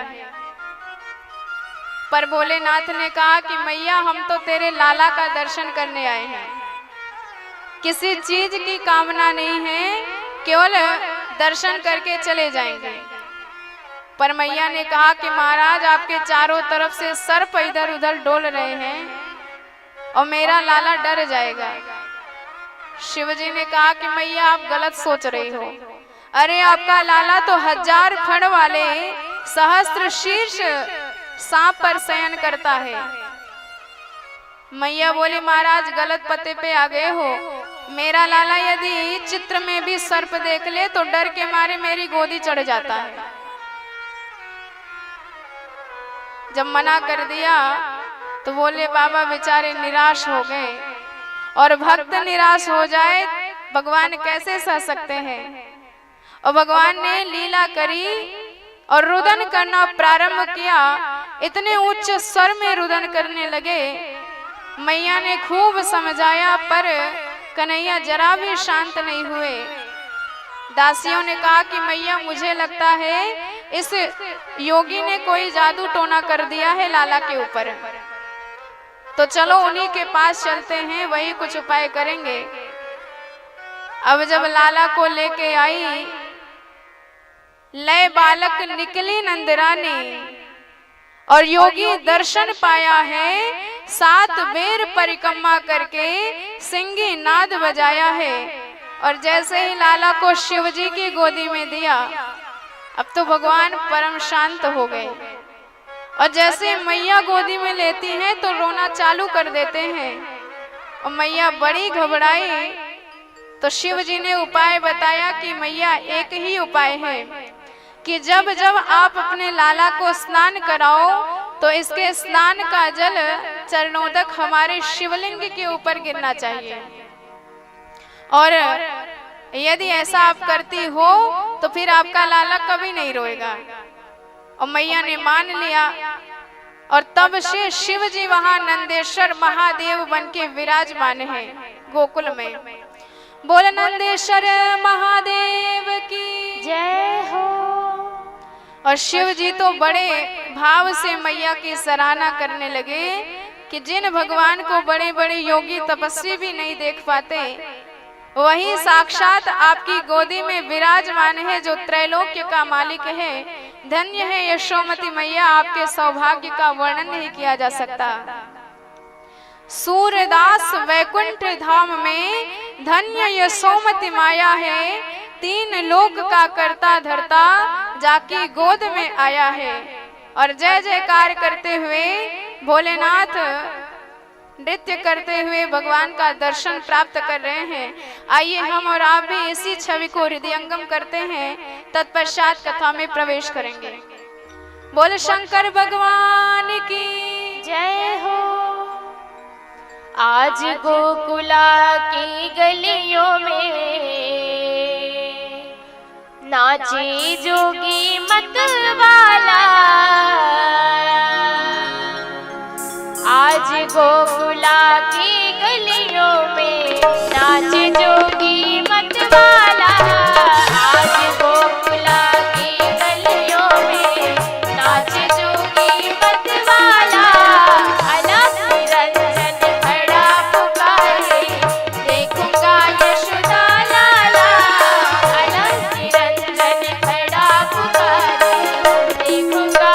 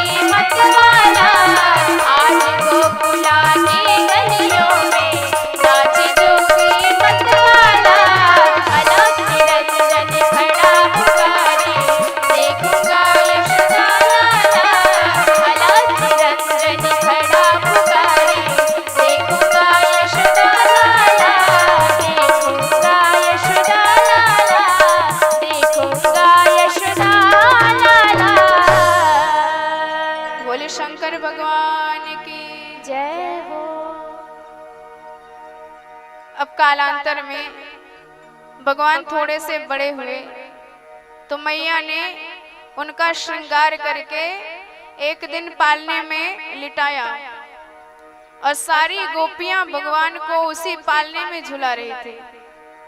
और आकाश में देख देखकर बड़े बड़े देवी देवता निहाल हो गए कि धन्य है सरकार, जो सारे जगत के पालनहार हैं वही आज पालने में झूल रहे हैं। कासे कहे कौन सुने, माने को कही को सही, जैसे ब्रज बाला नित्य बातन बनावते। पालन करत जौन 14 भुवन ताही, बीच बीच पटडार पालने झुलावते। बिंदु बिच शंभु के ध्यान में न आवे जौन, ताही लैले लौरन खिलौनन खिलावती। कुंज मन रंजन में ठाड़ी कर कंजन में, अलख निरंजन के अंजन लगावती। ये तो भगवान की लीला है, क्योंकि सरकार ऐसे लीलाधारी हैं, ऐसे लीला विग्रह हैं कि कुछ भी लीला कर सकते हैं। अपने लीला से सारे जगत को आनंद प्रदान करने ही आए हैं। तो पालने में भगवान ने झूलते झूलते जब अचानक से करवट बदल ली, अब तो मैया बड़ी गदगद हो गई कि मेरा लाला इतना बड़ा हो गया कि आप ही करवट यानी बदल रही। अब तो सारी गोपियों को बिलौवा भेज दी कि आज करवट बदलने का बिलौवा है। अब तो सब आई बार बार बधाई देने लगी मैया को। मैया बोली कि धीरे से गाओ बजाओ, लाला भी हाल ही में सोआए। गोपिया बोली कि यदि तुझे लाल ही सुहानो तो हमें काहे बुलाई है? अरे हम आई हैं तो नाचेंगी गाएंगी, शोर तो मचेगो। मैया बोली चिंता मत करो, लाला के पालने को ले जाए के बाहर बैलगाड़ी के नीचे लगा दी और आंगन के जितने माट मटका थे सब बैलगाड़ी के ऊपर रख दिए और इधर आंगन खाली कर दिया। सब नृत्य करने लगी, गाने लगी और कन्हैया के कान तक आवाज भई। तो भगवान ने सोचा कि जाके नाम के गीत गव रहे हैं, वो यहाँ पालने में गाड़ी के नीचे लटक रहे हैं, तो कैसे पहुंचा जाए? तो बाला नाम रोदनम बलम, भैया बच्चा रोए तब मैया ध्यान देवे। तो भगवान ने बड़ी जोर से गला फाड़ कर चिल्लाना प्रारंभ किया और बड़ी देर तक रोते रहे पर कोई ध्यान नहीं दिया और भगवान को गुस्सा आई। और कंस का भेजा हुआ एक शकटासुर उसी गाड़ी में विद्यमान था। भगवान ने इतनी जोर से लात चलाई कि पूरी गाड़ी आकाश में उड़ाई दी। और जब गाड़ी आकाश से नीचे आई तो चकनाचूर हो गई। शकटासुर का भी कल्याण कर दिया। और जब भयंकर आवाज हुई, मैया दौड़ कर आई तो देखा फूटे मटका टूटी गाड़ी। तो बड़ी आश्चर्यचकित भई कि बैल साड़ कोई निकरो नाय, आधी तूफान आयो नाय, भैया ये धरी धरी गाड़ी कैसे टूट गई। तब तक कुछ छोरा आए, बताने लगे कि मैया मैं बताता हूँ, तेरे लाल बड़ी जोर से रो रहे थे, हमने सोचा तुझे दे दे, लेकिन तब तक लाला ने ऐसी लात चलाई कि पूरी गाड़ी उड़ाई दे। अब तो मैया डांट के बोली, तुम सबन सुबह सुबह भांग खाई के तो ना नहीं करे, अरे पैदा होवे की देर ना है भाई, और छोरा ने एक ही लात में गाड़ी उड़ाई दे, डांट के भगाई दियो। ओ चोरा व्यवसिता मतीन, गोप गोपेश बालका,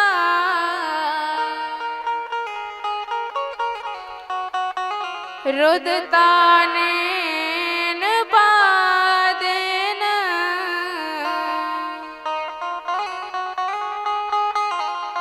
क्षिप्त में तन्न संशयः,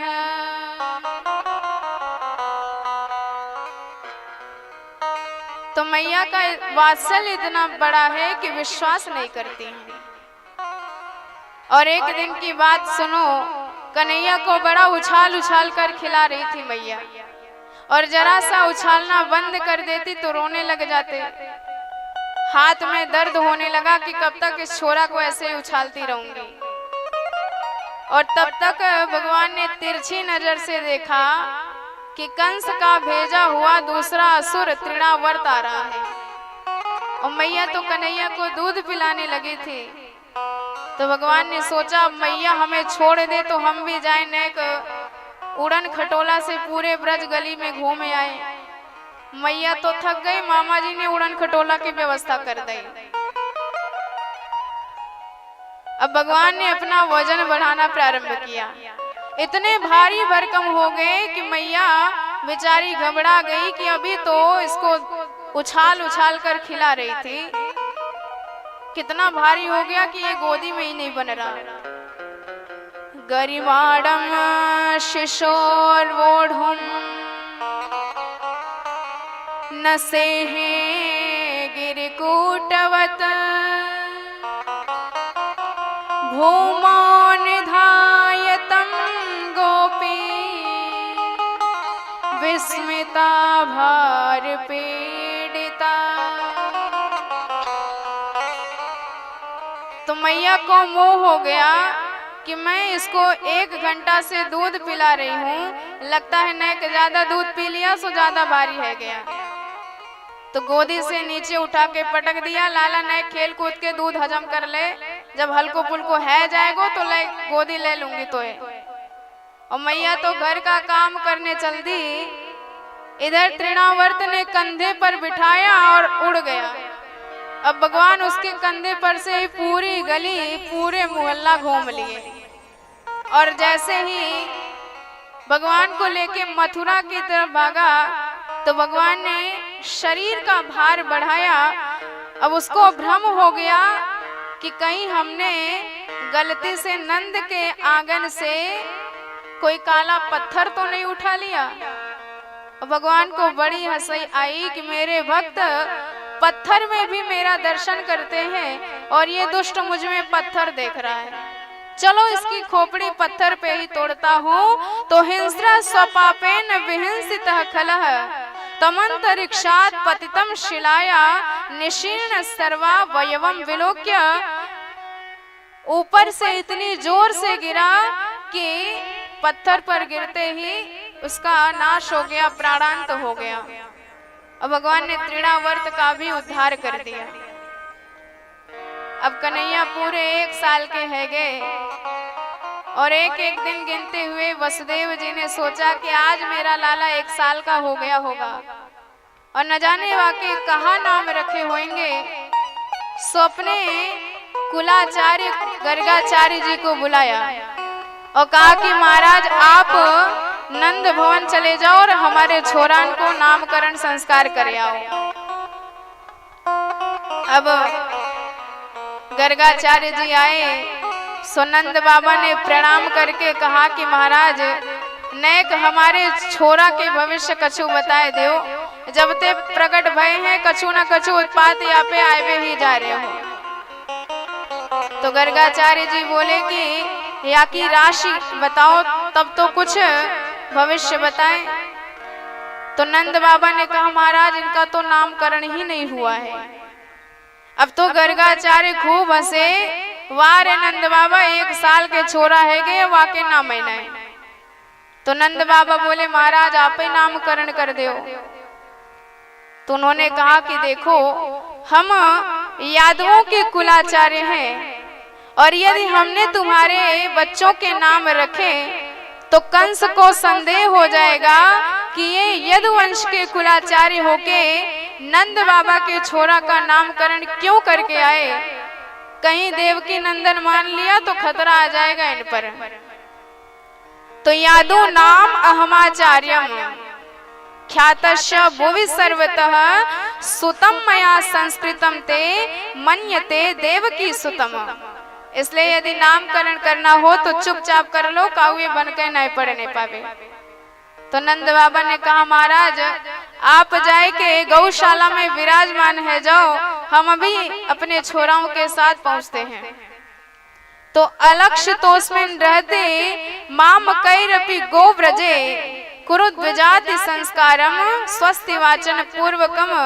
और इधर नंद बाबा ने खबर कर दी यशोदा मैया और रोहिणी मैया को, और दोनों आपस में बात करने लगी, बहन या बाबा को बहुत नाम सुन रखो है, चलो आज यहाँ की परीक्षा ले जाए, तेरे लाला मैं ले लूं और मेरे लाला तू ले ले, और यदि पक्को पंडित होएगो तो बताए दोगे कि कौन को लाला कौन सो है, और यदि ना बताए पायो तो समझ जाएंगे कि खड़िया पलटन बाबा है। अदला बदली करके आई, सम्मुख विराजमान हो गई, और जैसे ही गर्गाचार्य जी ने रोहिणी मैया के गोद में यशोदा नंदन का दर्शन किया तो पहचान गए कि ये तो वही वेदों का सिद्धांत है। रूपमया तद प्राहुर व्यक्त माध्यम ब्रह्म ज्योति निर्गुणम निर्विकारम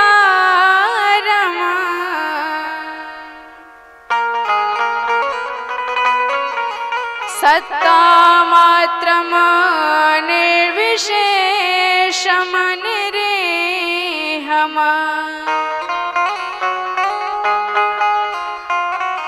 सतम साक्षात् विष्णुरध्यात्मदीपः।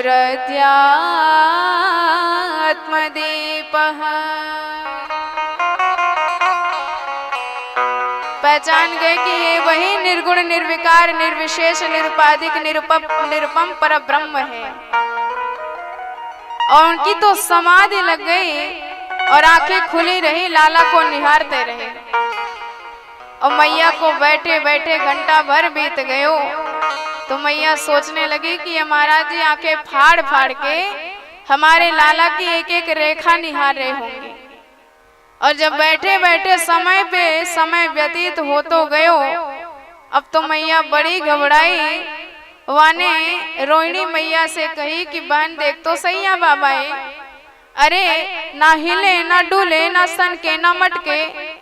अब रोहिणी मैया धीरे से कहती है बहन मोए तो लगता है या बाबा की सांसों नहीं चल रही। अब तो मैया बड़ी घबराई कि बहन या बाबा है मेरो ही घर मिलो कलंक लगावे के ताई। अब बड़ी जोर से गर्गाचार्य जी का हाथ पकड़ा और झटका दे दिया, ए महाराज। अब तो तुरंत उनकी समाधि खुल गई। हाँ मैया सोच लियो तेरे छोरा को नाम। मैया बोली जय हो महाराज, गजब को नाम सोचो कि मैं चक्कर में पड़ गई।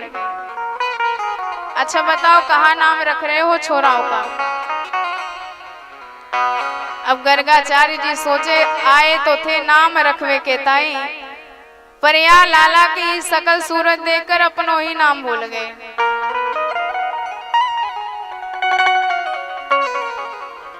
धैर्यम धिनोति मम कंपयते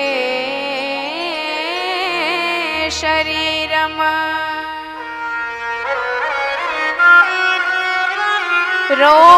रोमांचयत्यति विलोपयते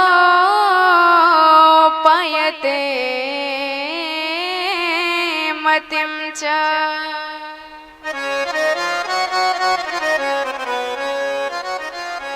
हन्तास्य नामकरणाय समागतो हम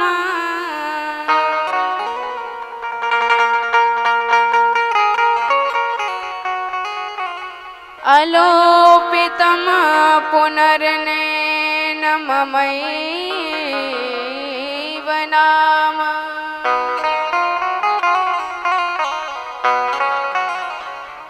उन्होंने तुरंत यशोदा मैया की तरफ इशारा किया और कहा कि मैया जो आपकी गोद में लेटा है अवश्य ही यह रोहिणी मैया का लाला है और आगे चलकर बहुत बलवान निकलेगा, इसलिए इसका नाम हम इस समय बलराम रख रहे हैं।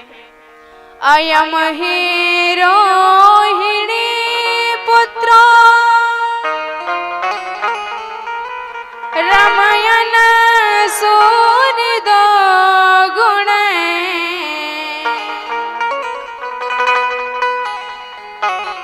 आख्यास्यते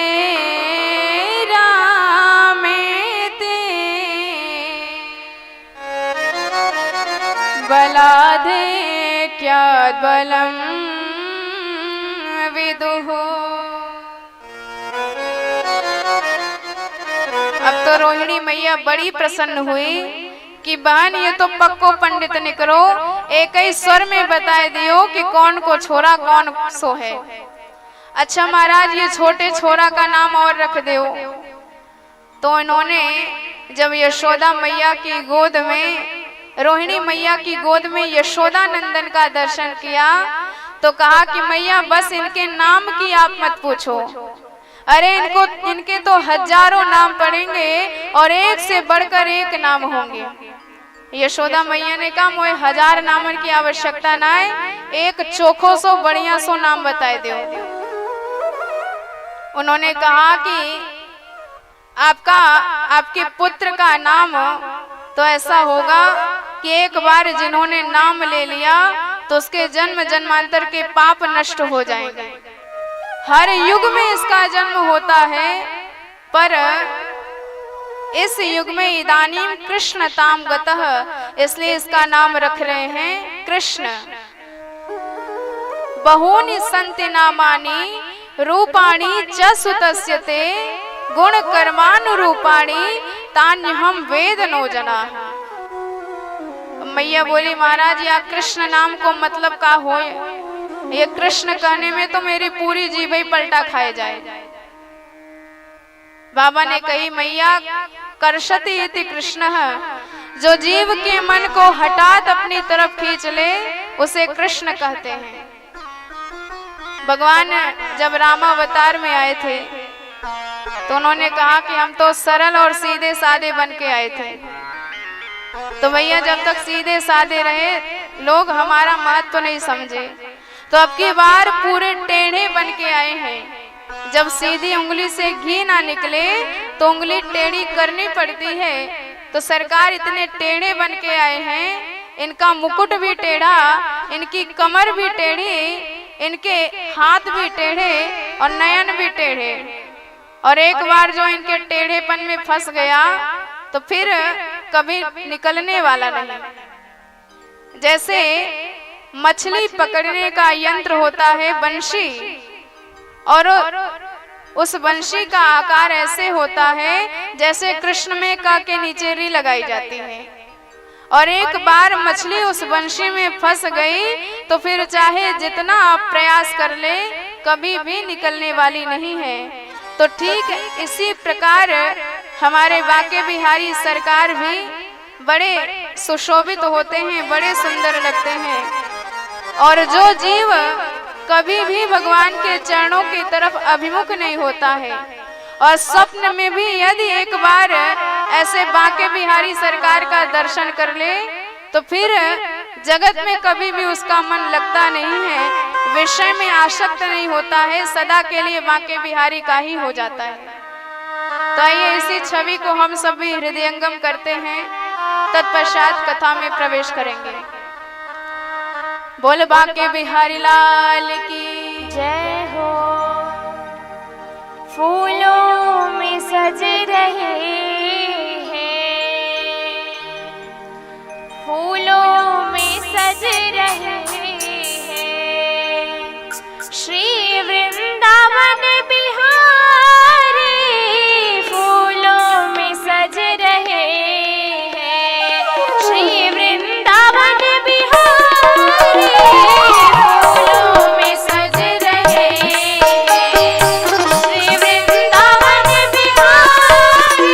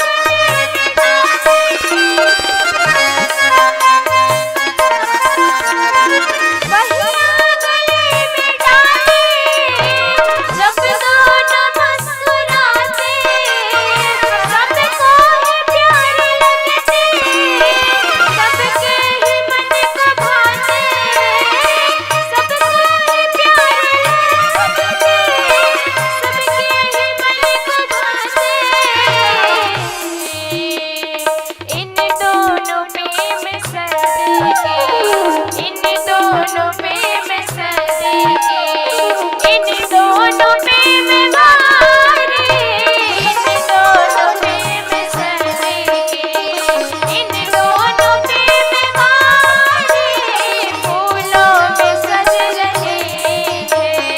श्री वृंदावन बिहारी फूलों में सज रहे हैं।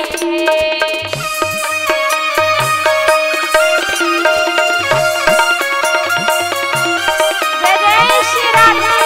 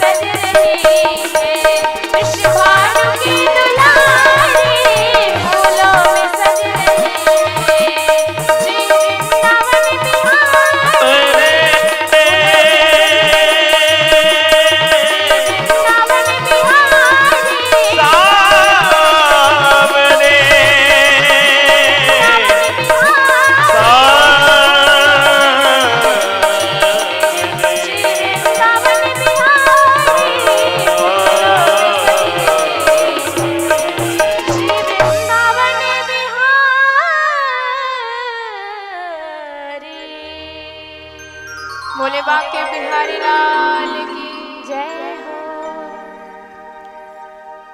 अब गर्गाचार्य जी नामकरण संस्कार करके अपने धाम गए और इधर मैया यशोदा ने कहा कि बाबा तो एकदम पक्को पंडित निकलो, पर नाम भले ही उल्टे सीधे यानी रख दिए। यानी नाम रखे हैं कृष्ण और बलराम, और हम अपने तरफ से नाम रखते हैं कनुआ और बलुआ। तो ये माँ के प्रेम के नाम है, लाड़ के नाम है। छोरा का चाहे जितना बढ़िया नाम सोच के रख लो, पर माता पिता प्रेम के कुछ ना कुछ नाम रख ही देते हैं। तो थोड़े से बड़े हुए और मैया दिव्य श्रृंगार कर देती है, मोर पंख इत्यादि लगा देती है, और घुटनों के बल चलते चलते पूरे नंद आंगन को अपने मधुर पैंजनी की झंकार से झंकृत कर देते हैं सरकार। कालेन ब्रजताल पे न गोकुले राम केशव, जानुभ्यास सह पाणिभ्याम रिंग माणो बिजश्रुतः। और कभी कभी तो गौशाला में जाके पूरे शरीर में गोबर की मालिश करने लग जाते हैं, और बलराम जी से कहते हैं कि बलदाऊ भैया जब कभी अला बला आए तो मैया गोबर में स्नान कराए, तो चलो आज अपने आप ही मालिश कर लेते हैं। और मैया जब ऐसे गोबर में सने लाल को देखती तो कान पकड़ करके लाला को डांट लगाती कि क्यों रे, पूर्व जन्म का सूर है जो जब देखो तब मिट्टी में गोबर में ही घूमता डोलता है। पंकाभिषिक्तम सर्वावयवं विलोक्य दामोदरं वदति कोपवशाद् यशोदा, त्वं शोकरोऽसि गतजन्मनि पूतना रे, इत्युक्त संस्मित मुखोऽवतु नो मुरारे। तो बलराम जी की तरफ देखकर भगवान कहते कि देखो मैया तो मोए एकदम सच्ची सच्ची पहचान गई। अरे पूर्व जन्म का मैं वाराही तो हूँ। तो भगवान के शरीर में धूल इत्यादि भी इतनी गजब की लगती है कि इनके शरीर में वह शोभा बढ़ाने वाली हो जाती है। सुंदरी किम न सुंदरम, भगवान सौंदर्य की पराकाष्ठा है। और ऐसे धूल धूसरित नंद नंदन को देखकर आकाश के देवताएं कहते हैं कि भैया शृणु सखी कौतुकम एकम निकयतांगणो मया दृष्ट्वा, गोधूलि धूसरितांग नृत्यति वेदांत सिद्धांत। हमने वही वेद के तत्व को नंद के आंगन में गौ की धूल में सने देखा है। यह यशोदा मैया और नंद बाबा के सौभाग्य की बात है कि साक्षात भगवान जो कभी स्वप्न में भी दिखाई नहीं देते, आज धूल में सने हुए इतने सुंदर दिखाई देते हैं। अब थोड़ा सा भगवान और बड़े हो गए तो एक दिन भगवान ने सोचा कि व्रजवामाओं के मन की इच्छा को भी पूर्ण करना चाहिए। तो उन्होंने अपने सखा मंडली को पास में बुलाया और कहा कि चलो आज नया खेल चोरी चोरी खेलेंगे। अब तो सबके होश उड़ गए, लाला चोरी करना सिखाओगे? मैया ऐसी पिटाई करेगी कि छठी का दूध याद आ जाएगा। भगवान बोले अरे हम तो माखन मिश्री की चोरी की बात कर रहे हैं, और खाए पीवे की चीज की चोरी चोरी नहीं मानी जाए। तो कहा भैया तेरे घर में भूखमरी फैली है, अरे 9 लाख गैया तेरे बाप के यहाँ, और तू चोरी करके खाएगा? भगवान बोले कि हमारे यहाँ कोई कमी नहीं, पर मैं देख रहा हूँ ये श्रीदामा बेचारे 1.5 हड्डी के दुबले पतले है जा रहे हैं। और जब मैं पूछूं तो एक ही बात बताए कि मैया सबरो दूध माखन ले जाए के मथुरा में बेच आवे। और बेचने के बाद जो कछु बच जाए सो हमें खाने को मिल जाए। तो भैया ये तो गलत बात है।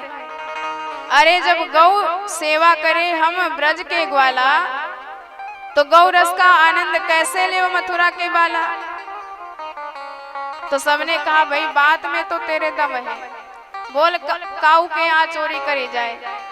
तो कन्हैया बोले कि दूसरे के यहाँ की बात बाद में सोचना, पहले अपने अपने घर में चोरी करके आओ, उसके बाद कुछ निर्णय लिया जाएगा। अब सुबह फिर मीटिंग बैठी और सबने हाल बताया कि भैया जन्म कर्म में पहली बार चोरी करी, मैया ने वो पिटाई करी कि पीठ एकदम लाल है गई। भगवान बोले जा दारी के पहली बार चोरी करो और पिट के आए गए हो, नाक कटाई दी पूरे मंडली की। छोरा बोले कि अरे हमारे बाप दादा ने चोरी करवा कबो ना सिखायो। तो भगवान बोले चलो आज से ट्रेनिंग देना हम चालू करेंगे और नई मंडली बना ली, बाल गोपाल चौर विद्या प्रचार मंडल। अब तो घर घर में चोरी की लीला होने लग गई। गोपियों को बहाना मिल गया, जब दर्शन की इच्छा होती सो उलाना लेके मैया के पास चली आती। सुन यशोदा, तेरे लाल की करामात सुनाए हुए आई हैं, वाके गीत गाने ना आई गुणगणों के। अरे तू आको बाहर निकाल, हम कोई चुगलखोर ना है जो पीठ पीछे चुगली करके भाग जाए।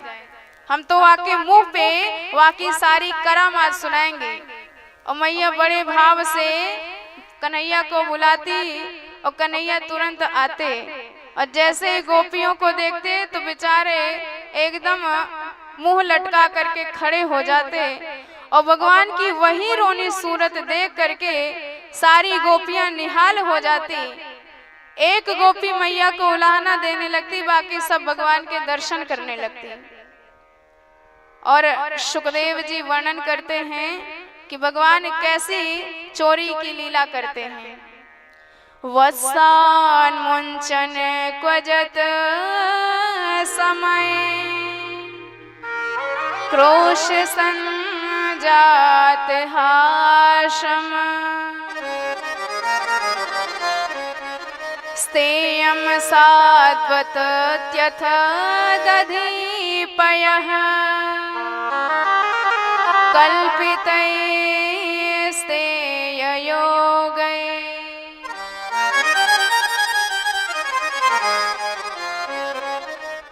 मर्कान् भोक्ष्यन् विभजति स, चेन्नाति भाण्डं भिन्नातिम्, द्रव्यालाभे स गृहकुपितो, यद्युपक्रोश्यतो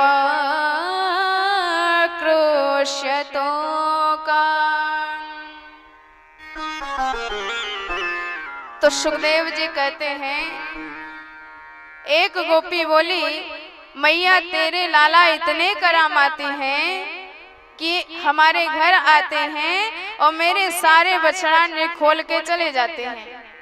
मैया बोली देख या की आदत है, तो गैया दुबे जा रही होगी सो यानी बछड़ा खोल दिए होंगे। गोपी बोली वसान मुंचन क्वजत समय, मैया जब गैया धोने का समय ना हो तब जब मन कहे ये खोल के भाग जाते हैं। मैया बोली तो काऊ दिना या को प्रेम से कह दो। गोपी बोली मैया खूब कह के देख ली, एक दिन मैं गैया धोने जा रही थी सो मैंने आते प्रेम से निवेदन किया कि लाला नेक मेरे बछड़ान ने खोल दे। तो यानी कही कि गोपी तूने काम होकू अपने घर को नौकर समझ रखो है, अरे तेरे हाथ काम नहीं करे। तो मैया जब हमने आते प्रेम से कही तो मुझे तमाम बातें सुनाए के चलो गयो, अपने मन से जब मन कहे तब बछड़ा खोल के भाग जाए। तो एक दिन या को आंख दिखाए के डराए दियो तो फिर कमो तो परेशान नहीं कर विवारो। मैया खूब देख लई। एक दिन जब हम या को आंख दिखाए के डरावे लग गई तो तो तेरे छोरा इतने में खिलखिलाए के हंसवे लग गए। और भगवान जाने आकी हंसी में कहा जादू है कि मोये हंसी आ गई और सबरी गुस्सा हमारी शांत है गई। एक गोपी बोली मैया याकी छोड़ हमारी सुन, ये तेरे छोरा हमारे घर में आए और मेरे सबरों माखन निकाले और चोरी करके खाए जाए। मैया बोली जब घर में आए तो अपने हाथ से परोस को याकू दे दिया करो, सो फिर कबो ना चोरी करवे वारे। तो गोपी बोली मैया खूब परोस के देख लियो। एक दिन जब हमने माखन परोस करके थाली में आके सामने रख दियो तो यानी कही गोपी तूने का मोको भिकमंगा समझ रखो है। अरे यदि तुझे खाना हो तो मेरे बाप के यहाँ 9 लाख गैया है, तू आए के खाए जाओ, मैं काऊ के घर ना खाऊं। तो मैया जब सामने से परोस के देऊं तो ये बड़े बाप के छोरा बन जाए और अपने मन से चाहे जब चोरी करके खाए। और एक गोपी बोली मैया मेरी सुन, हमने तो अपने माखन छीके पे ऊंचे लटकाए दिए हैं कि इतने ऊंचे तक ये पहुंच नहीं पाएंगे, पर याने भी पूरी मंडली बना के तैयार कर रखी है और 10-20 हट्टे कट्टे छोरा मेरे घर में कूद पड़े और सबसे तगड़े छोरा को घोड़ा बनायो, वाके ऊपर दूसरों खड़ो करो और वाके ऊपर तीसरों खड़ो करो और सबसे ऊपर जाएगी अध्यक्ष महोदय खड़े हैं।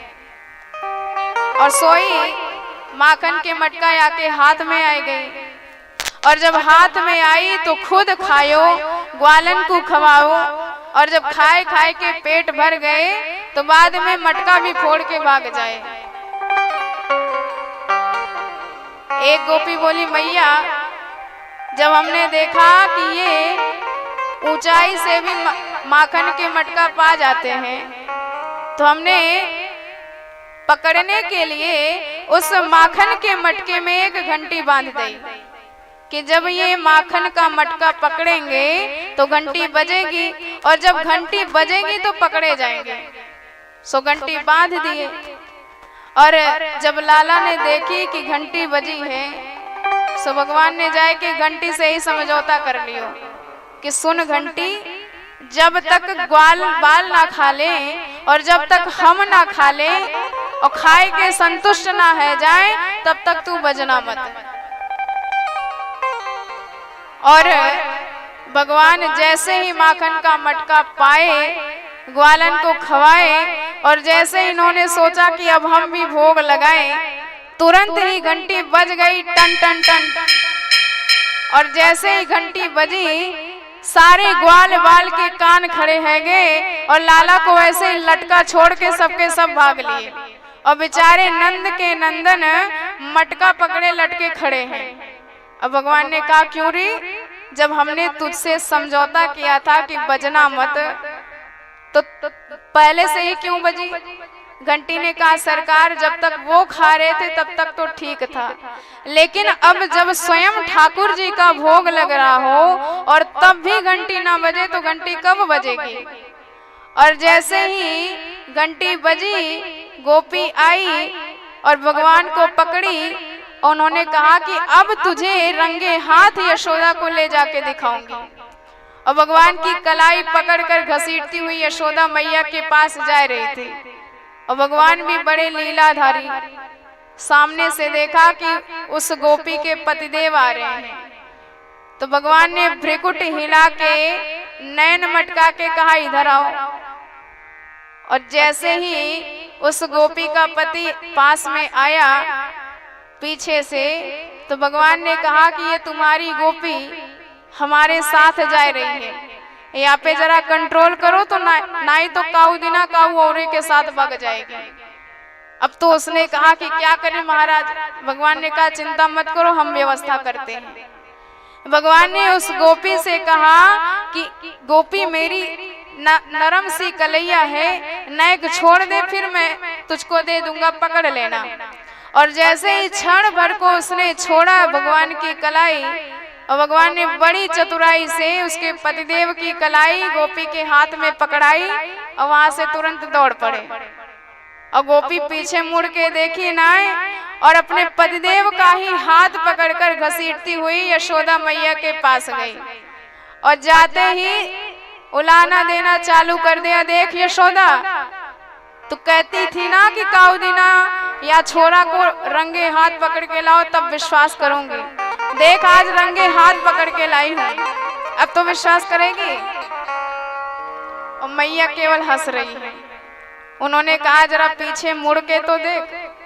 और जैसे ही गोपी पीछे मुड़ के देखी, पतिदेव का हाथ पकड़ा है, बेचारी बड़ी शर्माई और उसने प्रतिज्ञा किया कि आज के बाद यदि नंद नंदन पकड़े गए तो फिर सामने लेके जाऊंगी, सामने करके जाऊंगी। तो एक दिन भगवान किसी और गोपी के घर में घुस गए और उस गोपी ने अपनी शिकायत मैया से बताई। मैया, मेरे घर में ना गैया है ना गौरस है और तुम्हारे छोरा संयोग से हमारे घर में घुस गए और भैया घूमते घूमते घंटा भर बीत गए। पर जब कछु खाए पीवे की चीज ना है मेरी, तो ये एकदम मुंह सिकोड़ के, नाक सिकोड़ के बोले कि ये घर है कि मरघटा। घंटा भर बीत गए पर कछु खाए पीवे की चीज ना मिली। अरे ऐसे घर में तो आग लगा देना चाहिए। और एक कमरे में घुस गए और संयोग से मेरी बड़ी छोरी वह कमरे में सोई रही थी खटिया पे। और मैया नैक वा की चुटिया कछु ज्यादा ही लंबी है और ये तेरे छोरा गए वह बिटिया के पास, वाकी चुटिया खटिया के पटिया से बांध दी और बांधने के बाद बड़ी जोर से वाके कान में हौवा इतनी जोर से कह के भागे कि मेरी छोरी घबराई कि न जाने कौन से हौवा ने पकड़ लियो है। और जैसे ही उठने का प्रयास किया तो वाकी चुटिया तनी जो खटिया की पटिया से बंधी थी।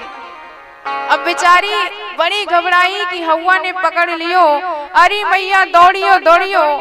और जब मैं दौड़ के गई तब तक नंद के छोरा भागते भय दिख गए। मैं समझ गई कि ये नंद के नंदन ही घर घर हौवा बने डोले।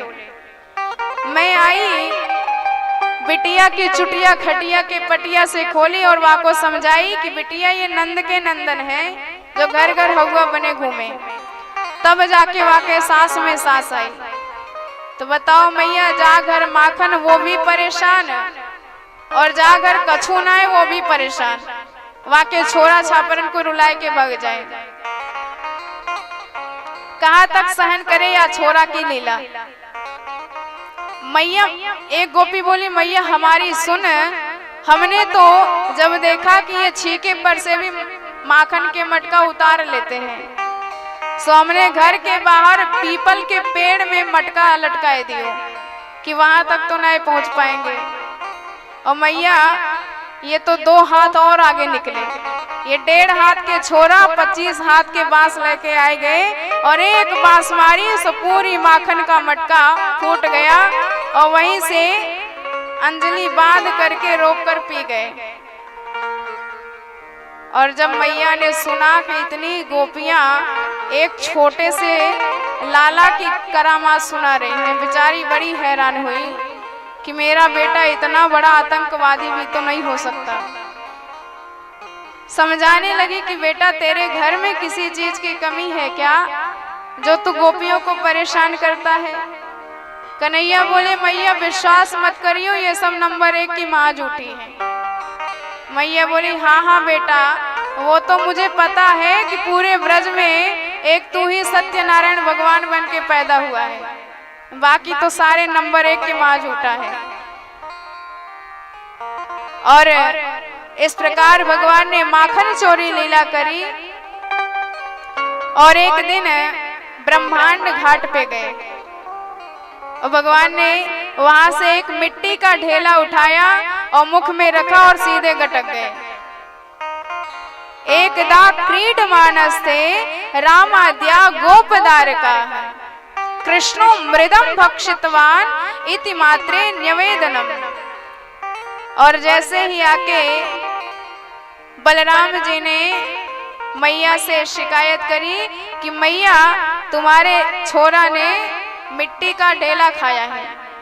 अब तो मैया बड़ी घबराई। उन्होंने सोचा कि कल तक तो माखन खाने की शिकायत आती थी, सो हमने कुछ नहीं कहा, तो इसका मतलब कि ये अब मिट्टी भी खाने लगा और नहीं डांटूंगी तो फिर कल न जाने क्या से क्या खाने लग जाएगा। सो भैया छोराओं पर कुछ अंकुश भी लगाना चाहिए। तो लाला के कान पकड़कर डांटने लगी कि क्यों रे चटोरे कन्हैया, तूने मिट्टी खाई है?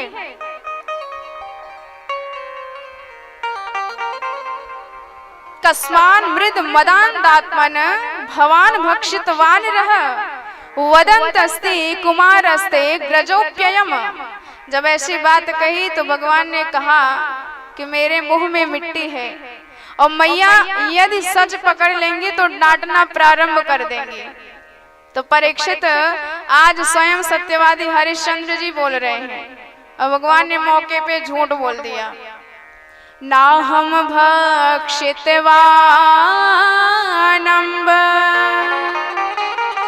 सर्वे मिथ्याभिसंशिनः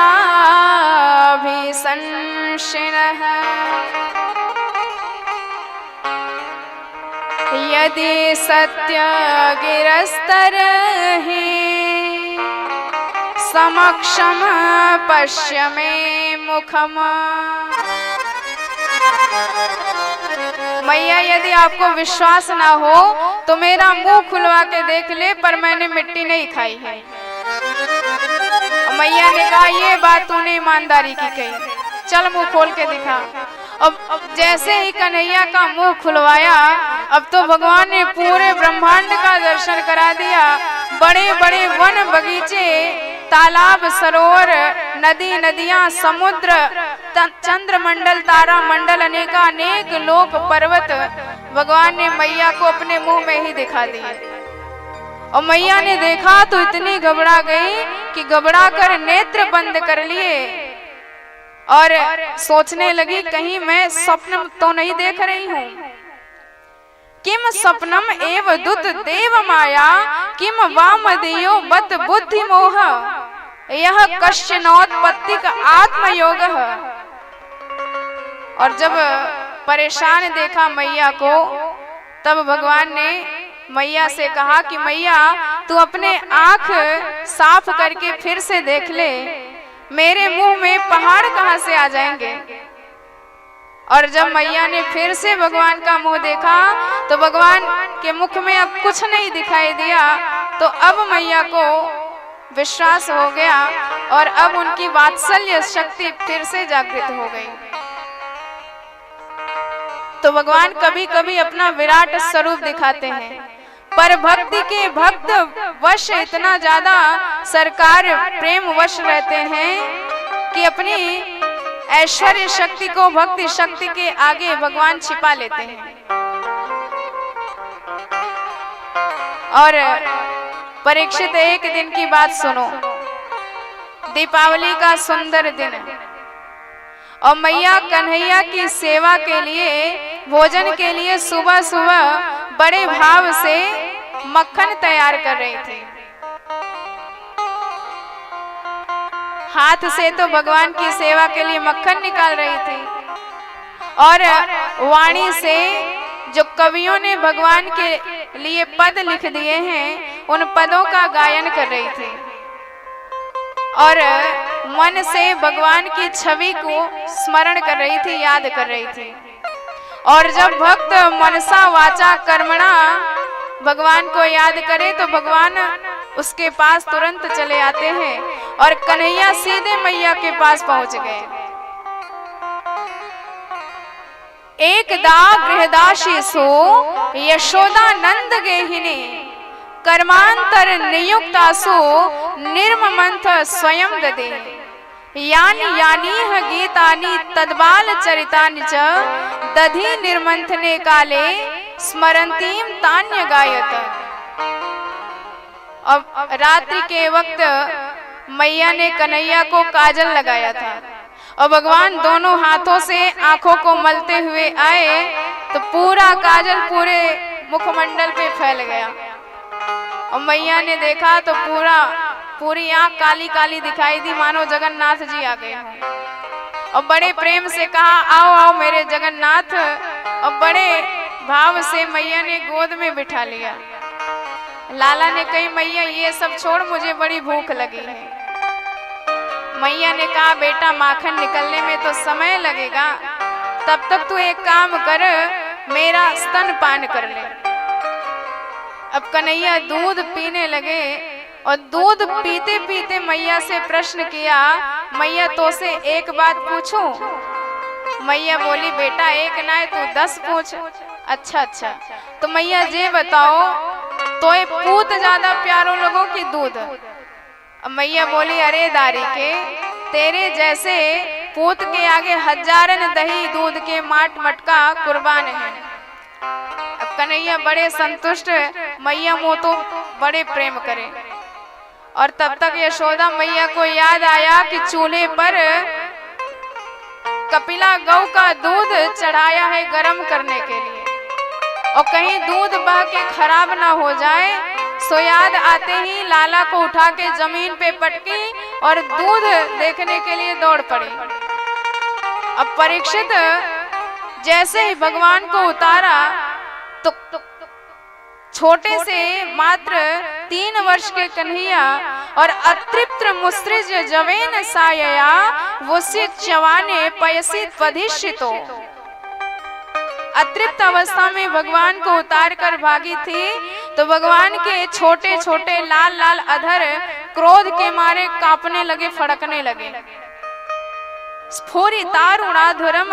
अब भगवान को बड़ी गुस्सा आई कि अभी तो कहती थी कि पूत ज्यादा प्यारो लगे, और दूध देखते ही पूत की छुट्टी कर दे।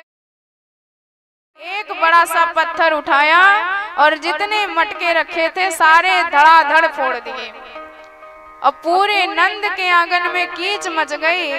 अब दौड़कर मैया आई तो बड़ी गुस्सा लगी कि पहले तो ये छोरा दूसरों के घर के माखन के मटके ठिकाने लगाता था, पर आज तो यानी अपने ही घर के सबरे मटके ठिकाने लगाए दिए। तो भैया छोराओं को दंड देना चाहिए, नहीं तो दंड हो जाएंगे। और मैया ने एक लाठी उठाई और जैसे ही कन्हैया ने मैया के हाथ में साटी देखी, सो घबरा के दौड़ लगाई। और भगवान आगे आगे, मैया पीछे पीछे। परीक्षित कर लो ब्रह्म दर्शन, ऐसा भागता हुआ ब्रह्म तुझे कभी नहीं दिखाई देगा। और मैया बोली, देख छोरा मेरे हाथ में आ जा, नहीं तो बहुत पिटाई करूंगे। अब भगवान बोले, मैया तू मारेगी इसीलिए तो भाग रहे हैं। मैया बोली, नहीं नहीं बेटा, तेरी पूजा करूंगी तो एक बार हाथ में तो आ जा। भगवान बोले, पूजा करेगी तो ये 1.5 हाथ की लाठी हाथ में काय को रख ली है? मैया बोली, बेटा ये तो बुढ़ापे के ताई है, सहारे के ताई है, यदि तो या लाठी से डर लगे तो ले ये फेंक दे लाठी, अब हाथ में आ जाओ। भगवान बोले, मैया सच्ची में पूजा करियो? हाँ हाँ बेटा, पहले तू आ तो सही। और जैसे ही कन्हैया पास में आए, मैया ने गप से हाथ पकड़ लियो और उन्होंने सोचा कि ये उखल पे चढ़कर माखन के मटका पकड़ता है, सो आज इसको उखल से ही बांधूंगी। सो ले आई उखल के पास और रस्सी से बांधने लगी। पर परीक्षित परम आश्चर्य, घर की जितनी रस्सियां हैं सब एक एक करके जुड़ गई, पर भगवान बंध नहीं पाते, हमेशा 2 अंगुल की कमी रह जाती है। तदपि द्वयंगुलम नोनम यद्यमादत्त बंधने। तो ये 2 अंगुल की कमी क्या है? देखिए, जीव का श्रम और भगवान की कृपा, यही 2 अंगुल की कमी है। यदि जीव कर्म ना करे तब भी उसका काम पूर्ण नहीं होगा, और यदि भगवान कृपा ना करे तब भी उसका काम पूर्ण नहीं होगा। तो दोनों चीज होना आवश्यक है, तभी जाके हमारा काम पूरा होता है। और यदि हम कर्म कर रहे हैं लेकिन अभिमान करने लग जाएं और भगवत कृपा को हम छोड़ दें तो हमारा काम अधूरा रह जाएगा। जैसे एक बार एक अंक होता है, एक अक्षर, अब उसके सामने एक शून्य लग गया तो उसकी कीमत 10 गुनी बढ़ गई, एक शून्य और लग गया तो और 10 गुनी कीमत बढ़ गई। ऐसे ऐसे शून्य बढ़ते जाएंगे और उसकी कीमत 10 गुनी बढ़ती चली जाएगी। तो जितने शून्य थे सब आपस में लड़ने लगे कि भैया देख हमारे आने से तू 1000 हो गया। तब तक पीछे वाला शून्य बोला कि यदि मैं ना आता तो तू 100 नहीं पहुंचता, और 100 नहीं पहुंचता तो 1000 की बातें छोड़ दो। और तब तक पीछे वाला शून्य लड़ने लगा कि पहले मैं आया तब जाके तुम लोगों की कीमत बढ़ी है। और इन सबके झगड़े को वह अंक सुन रहा था। उसने कहा कि भैया आप सब लड़िए मत, हम ही यहाँ से खिसक लेते हैं। अब बताइए एक अंक हट गया तो क्या बचा? शून्य बटे शून्य, कुछ नहीं बचा। तो जीव का श्रम है शून्य और भगवान की कृपा है अंक। यदि दोनों साथ में रहेंगे तो आपका कार्य पूर्ण होगा, पर एक भी हट गया तो काम आपका कभी नहीं पूर्ण होगा। राम नाम को अंक है, सब साधन है सोन, अंक गए कछु हाथ नहीं, अंक रहे 10 गुण। तो जैसे ही भगवान ने देखा कि मैया इतना परिश्रम कर रही हैं, स्वमातु स्विन्न गात्राया विस्त्रस्त्र कंबरस्त्रजः दृष्ट्वा परिश्रमं कृष्ण कृपयासी स्वबंधने। और मैया को देखा कि पसीने से लथपथ हो गई है, वस्त्र बिखर गए हैं, तो भगवान की कृपा शक्ति जागृत हो गई। और भगवान कृपया शीत स्वबंधने, अपनी कृपा से ही भगवान बंध गए। इतने दयालु हैं, इतने भक्त वत्सल हैं। बांध के मैया आंगन में गई और उखल घसीटते हुए सरकार सीधे आंगन के बाहर निकले। और आंगन के बाहर जैसे ही निकले, सामने 2 वृक्ष थे अर्जुन के, और दोनों वृक्षों के बीच उखल को अटकाया और इतनी जोर से झटका दिया कि दोनों वृक्ष समूल गिर पड़े।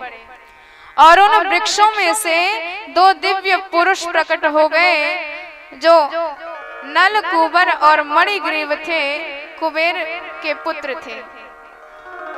तो वित्त मंत्री के बेटा थे, सो मन में ज्यादा अहंकार आ गया था, ज्यादा घमंड हो गया था, और नारद जी को प्रणाम नहीं किया। सो नारद जी ने श्राप दे दिया कि ब्राह्मण संत को देखकर भी अभिमान में वृक्ष की तरह जड़ बने बैठे हो, जाओ मैं तुझे श्राप देता हूँ कि जड़ वृक्ष ही बन जाओगे। और जब चरणों में अनुनय विनय करी तो नारद जी ने आशीर्वाद दिया कि साक्षात भगवान तुम्हारा उद्धार करने पधारेंगे। और आज साक्षात भगवान का दर्शन किया तो भगवान के गुण गण गाने लगे कि हे सरकार, जब तक रहे वाणी सदा आपके गुणगणों का गायन करते रहे, ये नेत्र सदा आपके दर्शन करते रहे, ये हाथ सदा आपकी और संतों की सेवा करती रहे, और इस चित्त में निरंतर सदा आपकी याद आती रहे। वाणी गुणानुकथय श्रवणो कथाया हस्ताच कर्म सुमनस्तव पादयोर्नः स्मृत्याचराचर गुरुं निवास जगत् प्रणामो दृष्टिः सतां दर्शनेस्तु भवतनूना। और भगवान से आशीर्वाद लेके चले गए। और इधर नंद बाबा ने जब ऐसी दशा देखी, उपनंद जी से कहा कि अब तो इस गोकुल में एक क्षण भी हम नहीं रहेंगे। तो उपनंद जी ने बताया कि अपने यहाँ कई वन हैं, वृंदावन, ऐलवन, तालवन, निधिवन, कामदवन, मधुवन, पर इन सब में सबसे बढ़िया, सबसे सुंदर हमें वृंदावन लगता है। तो यदि आपकी इच्छा हो तो हम सब वृंदावन में प्रवेश करें, क्योंकि वृंदावन हम सबके निवास योग्य अति सुंदर स्थान है। वनम वृंदावनम नाम पश्यव्यम नवकाननम गोप गोपी गवां सेव्यम पुण्याद्रि तृणवेरोधम। और जैसे ही वृंदावन का नाम लिया तो 4 वर्ष की अवस्थाएं हमारे ठाकुर जी महाराज की इतने गदगद हो गए कि हम वृंदावन जाएंगे।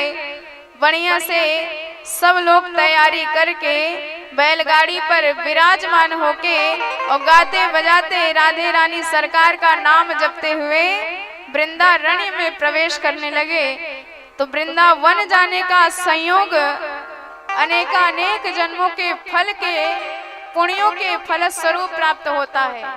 तो आइए हम और आप भी भगवान श्याम सुंदर के साथ वृंदावन में चलते हैं और अपने जीवन को धन्य बनाते हैं, जहाँ के कण कण से राधे रानी सरकार की झनकार सुनाई देती है।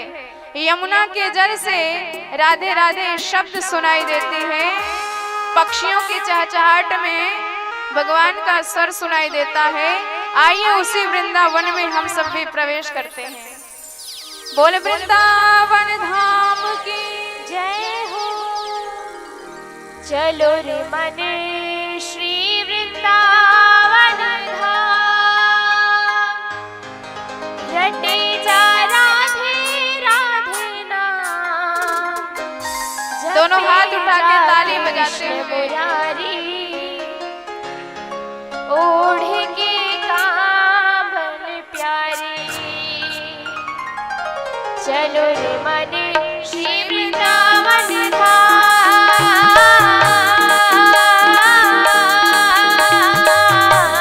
चलो रे मन श्री वृंदावन धाम। रटे जा राधे राधे नाम, जपे जा कृष्ण मुरारी।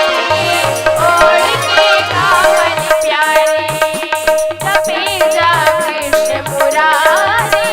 ओढ़ के कांवल प्यारी।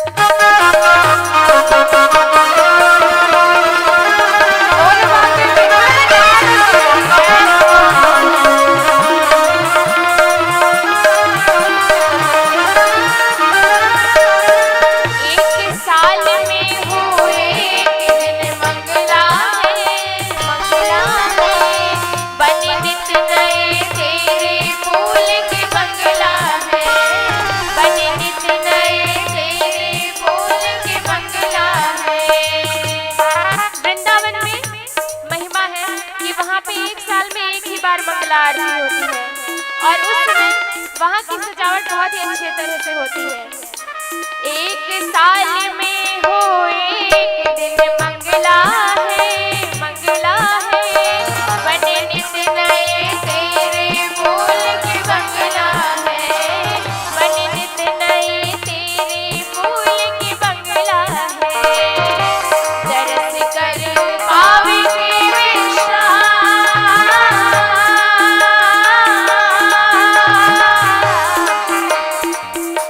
दरस कर पावे के विश्राम, रटे जा राधे राधे नाम, जपे जा कृष्ण मुरारी, ओढ़ के गावन प्यारी, जपे जा कृष्ण मुरारी, ओढ़ के गावन प्यारी।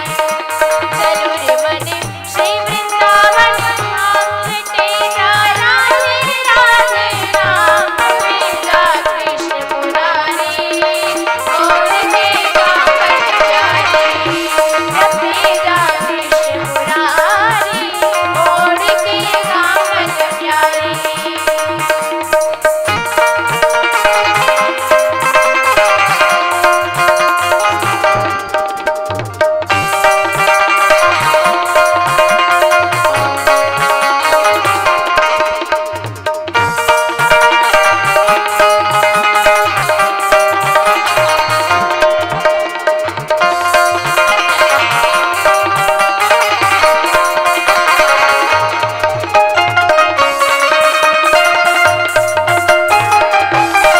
बोले राठी सरकार की जय हो।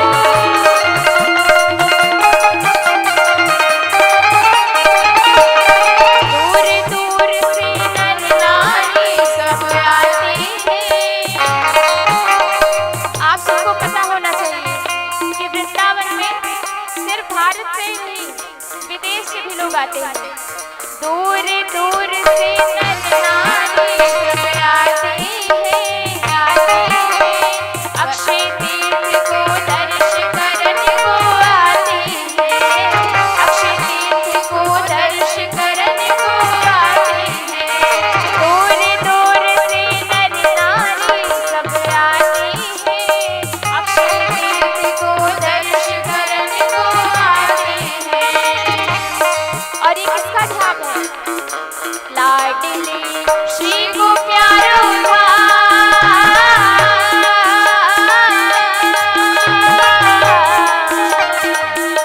लाडली श्री को प्यारो रटे जा राधे राधे नाम, जपे जा कृष्ण मुरारी, ओढ़ के गावन प्यारी, जपे जा कृष्ण मुरारी, ओढ़ के गावन प्यारी। चलो रे मन श्री वृंदावन धाम,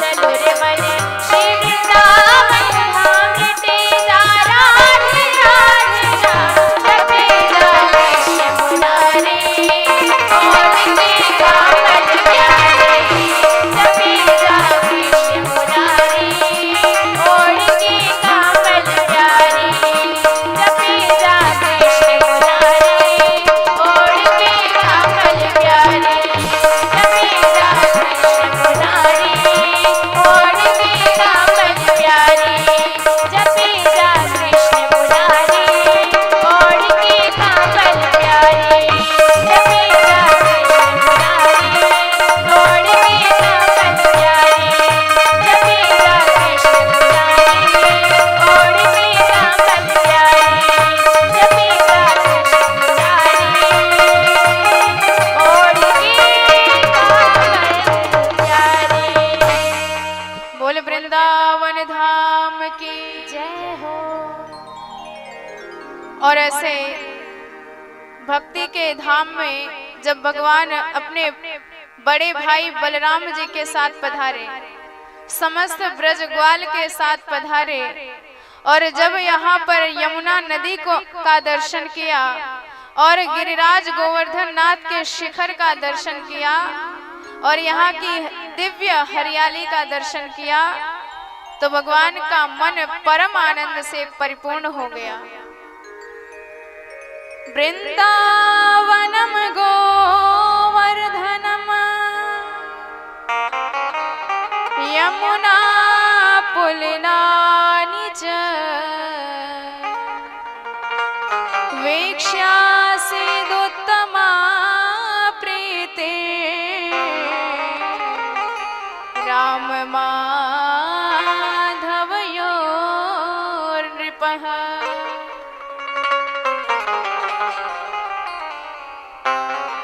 भगवान गायों से इतना प्रेम करते हैं। भगवान ने कहा कि मैया या वृंदावन में हम गैया चराएंगे।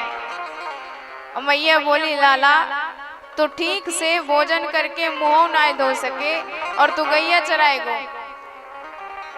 भगवान का मुंह लटक गया और मैया ने देखा कि लाला नाराज है गए हैं, तो कहने लगी बेटा गैया बाद में चराइयो, पहले तो छोटे छोटे बचरान ने चरावा सीख लो। और भगवान अब वत्स से चारण करने लगे, छोटे छोटे बछड़ों को चराने लगे।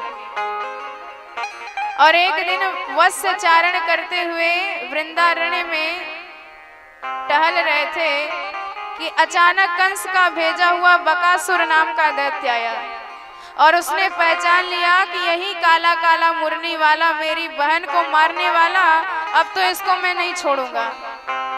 अब भगवान को ही पकड़ा चोंच से और पेट में रख लिया। और इधर जब सारे ग्वाल बाल हाहाकार करने लगे तो भगवान ने अपने श्री विग्रह को ही इतना गर्म किया कि उसको लगा कि हमने किसी आग के अंगारे को खा लिया है।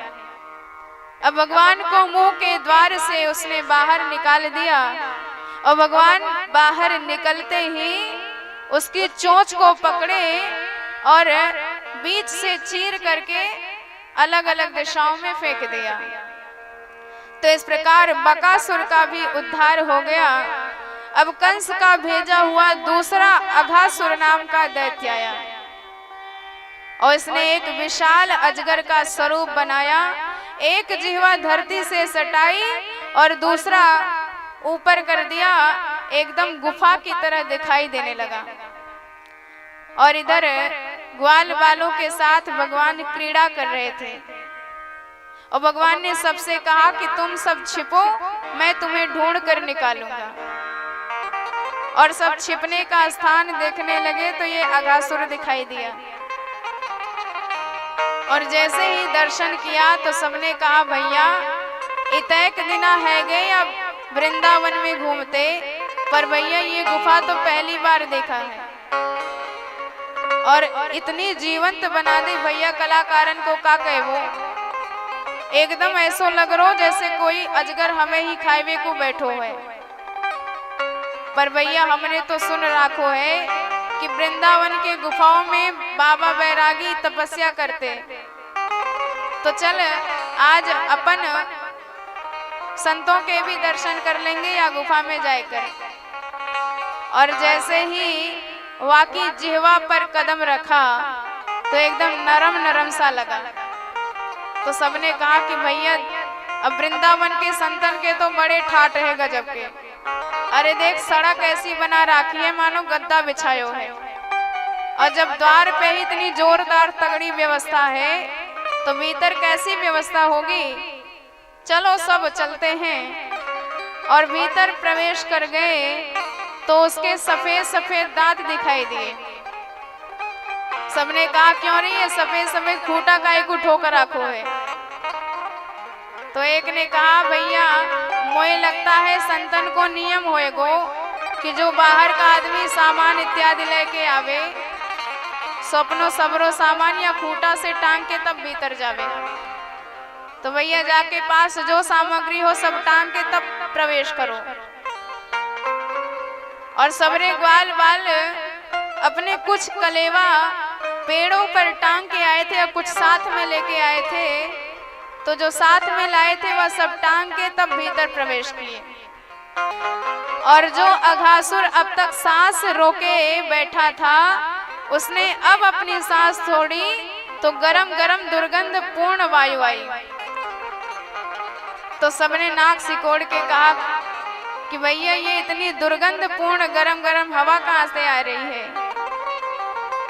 तो एक ने कहा अब संत महात्मा तो समाधि में भगवान की तपस्या में व्यस्त रहे होंगे और कोई हड़बड़ाए के जीव मर गयो होएगो तो वाकई मरने से ये दुर्गंध आ रही है, तो हम सब संतन के दर्शनों कर लेंगे और बाद में साफ सफाई भी करे आवेंगे।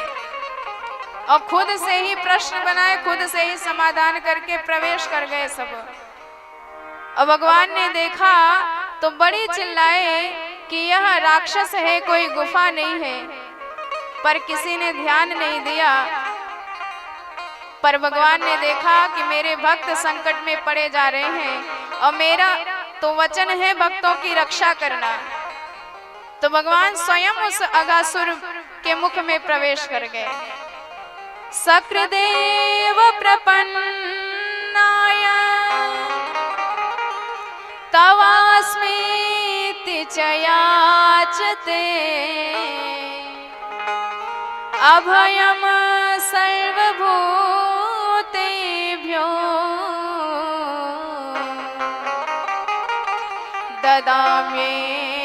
ददाम्येतद्व्रतं मम।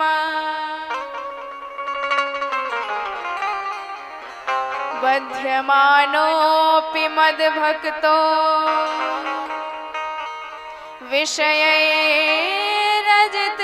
विषयैरजितेन्द्रियः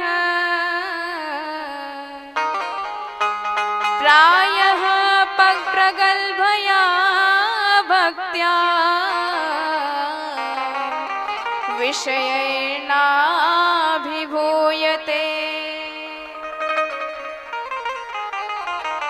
भगवान का वचन है, एक बार जो सारी दुनिया को छोड़ देता है और बड़े भाव से कह देता है कि सरकार मेरी रक्षा की जिम्मेदारी आपकी, सारे संसार में ऐसा कोई नहीं जो मेरा हो सके, तो मैं केवल आपका दास हूँ। और जो इस प्रकार से भगवान के चरणार बिंदों में निवेदित हो जाता है तो भगवान कहते हैं कि बड़े बड़े संत विषयों की आंधी से नहीं बच पाते हैं। जो आत्मस्थ हो चुके हैं, स्वरूपस्थ हो चुके हैं, ऐसे संत भी कभी कभी माया में फंस जाते हैं। पर मैं अपने भक्तों को पाप का पेट फाड़ करके भी बाहर निकालता हूँ, उनकी रक्षा करता हूँ। यह भगवान का वचन है। अरे अपना बच्चा हो, यदि मल में लपटा हो, कीचड़ इत्यादि लगी हो, तो पूरी दुनिया उसे घृणा करके इधर उधर भागेगी, पर माँ तुरंत जाएगी, उस बच्चे को लेकर स्नान कराएगी, बढ़िया से साफ सुथरा करके सुंदर वस्त्र पहना देगी, मोटा मोटा काजल लगा देगी और जब सजा संवार देगी तो फिर वही दुनिया उसे लेने के लिए तत्पर हो जाती है। ठीक इसी प्रकार जब भगवान का कोई आश्रित भक्त माया के कीचड़ में सन जाता है तो भगवान अपनी कृपा से उसको निर्मल बना करके इतना योग्य बना देते हैं कि फिर सारी दुनिया उसकी इच्छुक हो जाती है, उसे ग्रहण करने के लिए तत्पर हो जाती है। तो भगवान जब स्वयं प्रवेश कर गए तो अघासुर ने मुख बंद कर लिया और जैसे ही मुख बंद हुआ आकाश में खड़े देवता हाहाकार करने लगे। भगवान उसके श्वास क्षेत्र में विराजमान होकर श्री विग्रह को इतना बढ़ाए कि उसका सांस रुक गया, प्राणांत हो गया, ब्रह्म रंध्र फट गया और वहीं से सरकार सारे ग्वाल बाल को बाहर निकाल के कर दिए, सबकी रक्षा कर दिए और अघासुर का भी कल्याण कर दिया। बोल भक्त वत्सल भगवान की जय हो। तो सारे ग्वाल बाल बाहर निकले।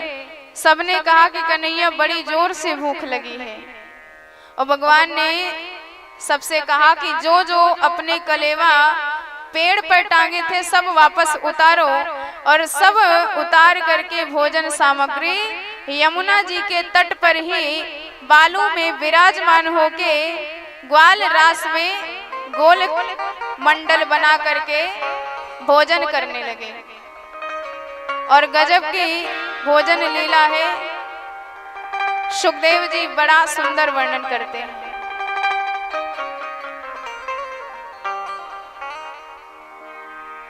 विभ्रद वेणु जठर पटयो श्रृंग वेत्रम चकक्ष्यो वाम पाणी मसृण कवलो तत्फलानि अंगुलीषु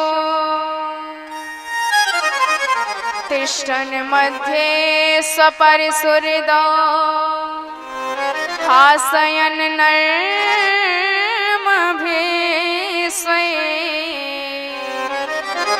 स्वर्गे लोके मिषति बुभुजे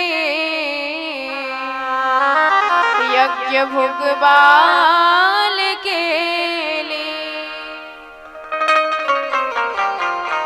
सुखदेव जी वर्णन करते हैं कि भगवान ने सारे ग्वाल बाल पत्ते में पा रहे हैं भोजन, पर भगवान कर पात्री बने हाथ में पा रहे हैं। दही भात का मिश्रण बना करके हाथ में रख लिया और अंगुलियों के बीच में कई प्रकार के अचार लगा लिए, खट्टे मीठे, किसी में नींबू का, किसी में आम का, इसी प्रकार के अचार लगा लिए और ऐसे भगवान भोग लगा रहे हैं। और भोजन करते करते कभी कभी एक दूसरे पर कटाक्ष करके हंसने भी लग जाते हैं। अब ब्रह्मा जी ने जब इनकी भोजन लीला का दर्शन किया तो माथा चक्कर में आ गया कि भाई ये भगवान कैसे हो सकते हैं। अरे भगवान को तो बड़े बड़े वेद वेदता मंत्रों से बुलाते हैं, पर भगवान कभी भोग लगाने नहीं आते हैं। और भोजन का नियम होता है, आसन पर विराजमान होके स्वच्छता से और शांत रह करके भोजन किया जाता है प्रेम से। पर यहाँ तो आसन का कोई काम नहीं, यमुना जी के तट पर विराजमान है और शांत भी नहीं है, एक दूसरे पर कटाक्ष करके हंस रहे हैं। तो ये भगवान के लक्षण नहीं है, परीक्षा लेनी चाहिए। और ब्रह्मा जी चक्कर में पड़ गए। बताइए, ब्रह्म जिज्ञासा का विषय होता है कि परीक्षा का? परीक्षा लेने वाले ही चक्कर में पड़ जाते हैं। सती मैया ने परीक्षा लिया था, क्या हाल हुआ आप सब जानते हैं। रावण परीक्षा लेने गया था, क्या हाल हुआ आप सब जानते हैं, समूल नष्ट हो गया। तो भगवान जिज्ञासा के विषय हैं, पर आज ब्रह्मा जी परीक्षा लेने आए। इधर भगवान भोजन कर रहे थे, उधर भगवान के बछड़े चुरा करके भाग गए।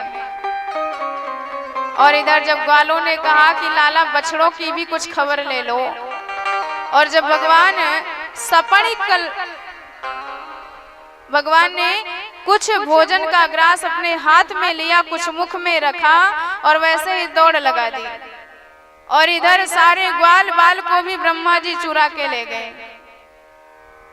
और जब भगवान ने ध्यान लगाया कि मेरे ग्वाल बाल बछड़े कौन चुरा के ले गया, तो ब्रह्मा जी की सारी करतूत समझ में आ गई। तो भगवान ने कहा कि जो जिस विषय का पारंगत हो उसे उसी विषय में हराया जाए तो वह आपकी विद्वता स्वीकार करेगा। ब्रह्मा जी सृष्टि के ज्ञाता है, तो चलो इनको सृष्टि करके दिखाते हैं। और भगवान ने गजब की सृष्टि कर डाली, जिसे देखकर सारी दुनिया पागल हो गई। यावद्वस्य पवस्ते काल्पकवपुर यावत् कराम्यादिकम्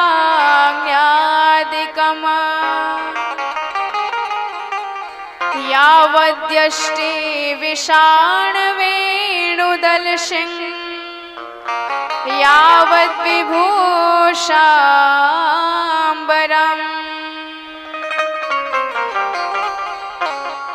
यावद् शीलगुणाभिधाकृतिवयो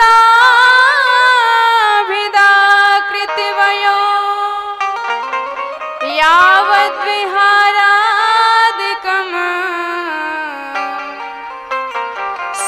माधवम विष्णुमयम गिरोंगवदजो सर्वस्वरूपो बभो। और भगवान ने वही सृष्टि करके ब्रह्मा जी को दिखा दिया।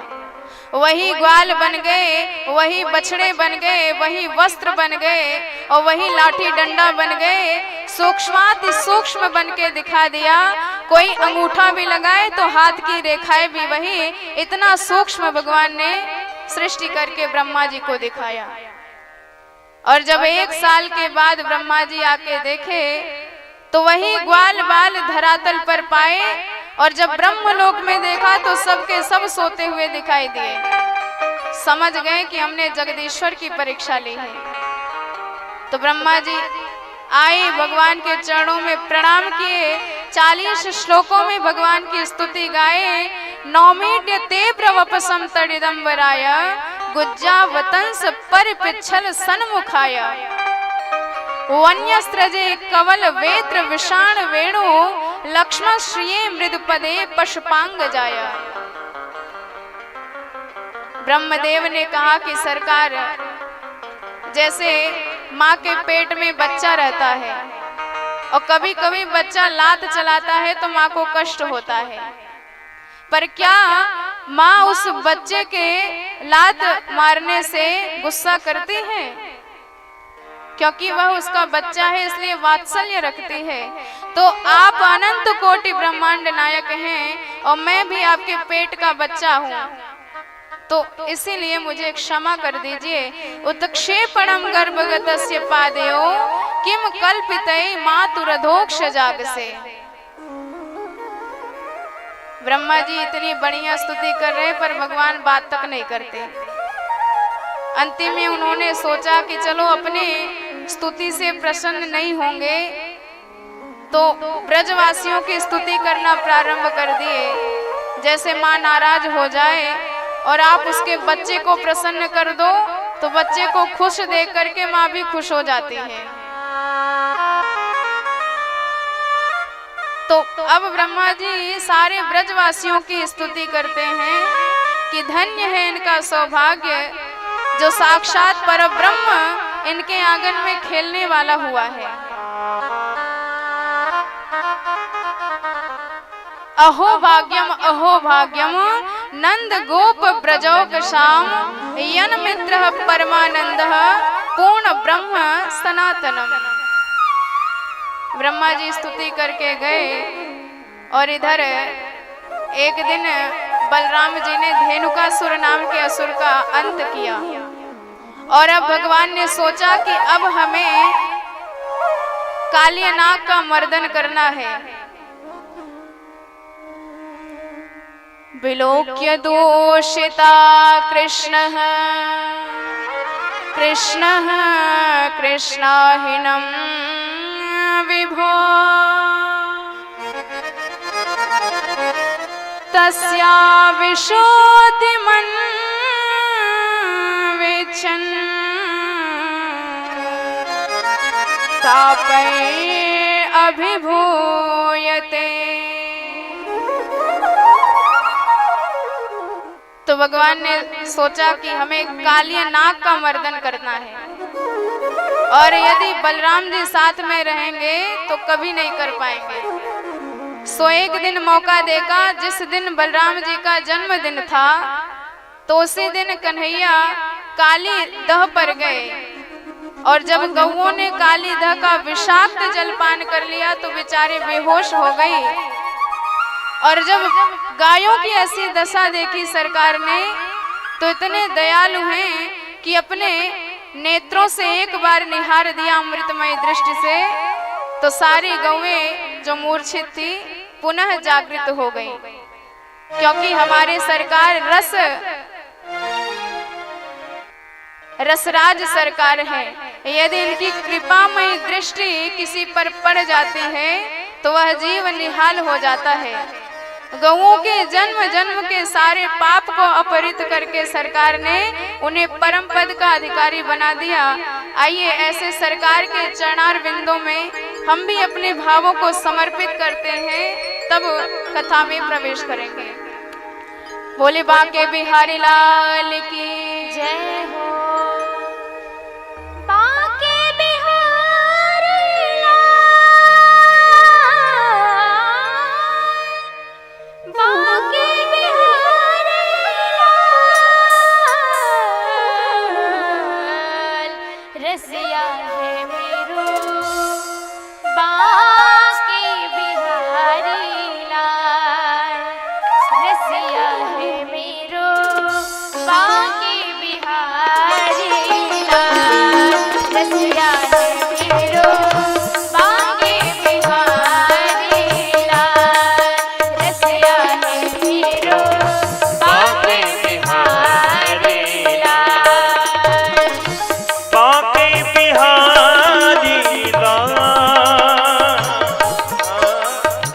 बांके बिहारी लाल, रसिया है मेरो बांके बिहारी लाल, रसिया है मेरो बांके बिहारी लाल, रसिया है मेरो बांके बिहारी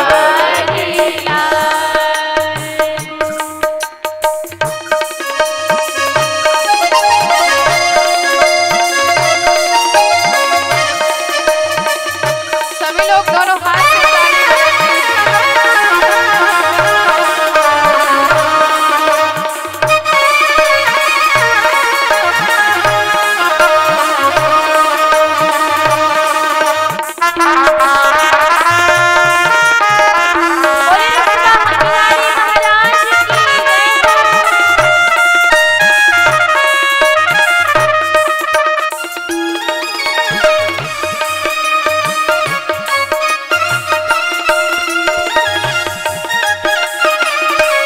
मुकुट है तेरे छाया, तेरे चिन्ह चितवन, मुकुट है तेरे छाया, तिरछी है चितवन, तिरछे मुकुट में है चंपा की लटकन, तिरछे मुकुट में है चंपा की लटकन।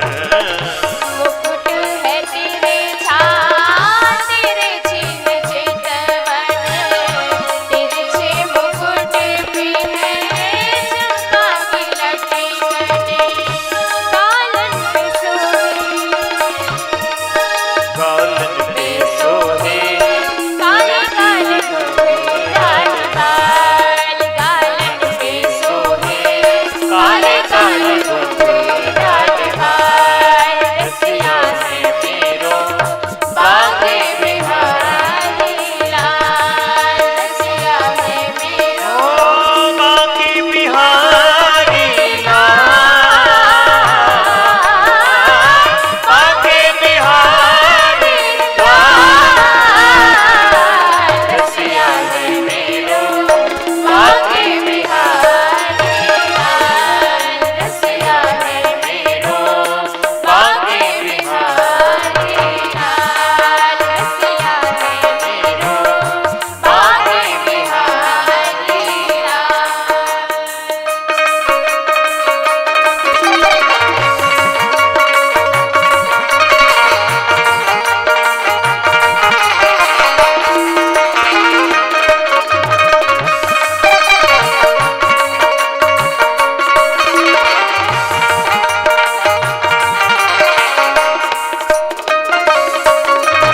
बोले बांके बिहारी लाल की जय हो।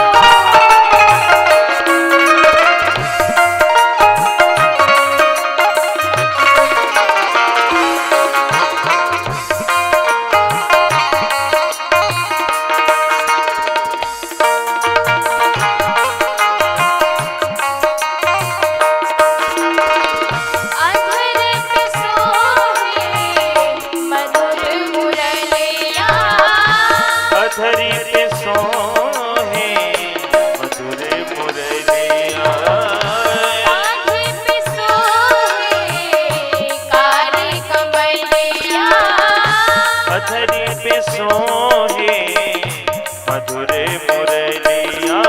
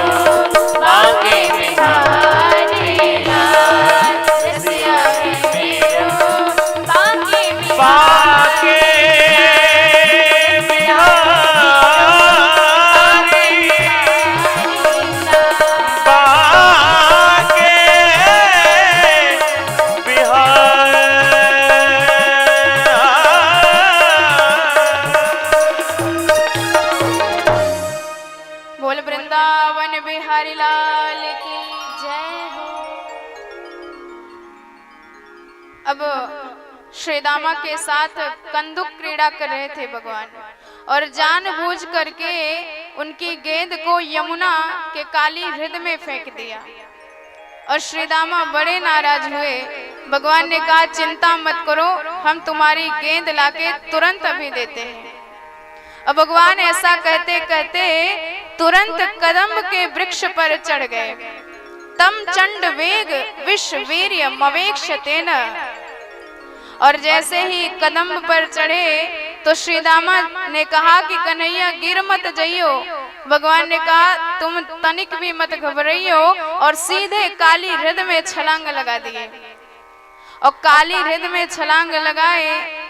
इधर मैया को पता चला तो मैया बिना मार्ग देखे पशुवत दौड़ी भागी काली हृदय पर चली आई। आबाल वृद्ध वनिता सर्वेंगः पशु वृतया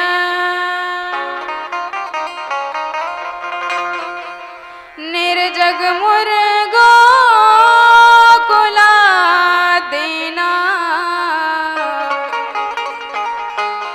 भक्तेभ्यो भक्तवत्सलः। और जैसे ही काली हृदय में काली नाग की पत्नियों ने भगवान का दर्शन किया, सो भगवान की छवि पर इतनी मोहित हो गई, उन्होंने कहा, बेटा तेरा सौभाग्य है कि अभी हमारे काली नाग सो रहे हैं, सो तुरंत यहाँ से भाग जा। पर भगवान ने कहा, तू तो जगाए देवा को, हम तो वहां से ही मिलवे आए हैं। और इतनी तेजी से बोले कि काली नाग की नींद खुल गई। और जैसे ही उसने भगवान का दर्शन किया तो इतना क्रोधित हो गया कि फुफकार पड़ा। पूरे काली हृदय में ज्वार भाटा आ गया। और भगवान ने सोचा कि ज्यादा लीला करना ठीक नहीं। भगवान संभल भी पाते इससे पहले ही काली नाग ने भगवान को अपने फणों में लपेट लिया। और भगवान ने अपने श्री विग्रह को इतना बढ़ाया, और जैसे ही काली के बंधनों में शैथिल्य आया, तुरंत भगवान कूद करके उसके फण पर विराजमान हो गए। और अब तो काली नाग दूसरे फण से काटने के लिए भगवान की तरफ फण बढ़ाता है, तो भगवान कूद कर उस फण पर विराजमान हो जाते हैं। और 101 फण थे काली नाग के। तत्तान ममर्द खल दंड दरोंग पाते हैं। भगवान 101 फण पर कूद कूद करके रक्त रंजित कर दिए पूरे फण को, और इतना अद्भुत नृत्य करने लगे कि आकाश में देवतागण विराजमान हो गए, गंधर्व गान करने लगे, और अनेकानेक देव वाद्य यंत्रों से सरकार के नृत्य में सहायता करने लगे। और भगवान ताल से ताल मिला करके थिरक रहे हैं।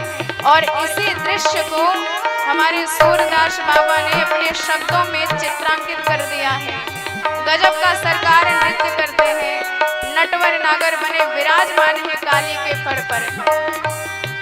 बोल नटवर नागर भगवान की जय हो। तांडव गति मुंडन पर नाचते गिरधारी, तांडव गति मुंडन पर नाचते गिरधारी, तांडव गति मुंडन पर नाचते गिरधारी, तांडव गति मुंडन पर नाचते गिरधारी, तांडव गति मुंडन पर नाचते गिरधारी, नाचते गिरधारी नाचते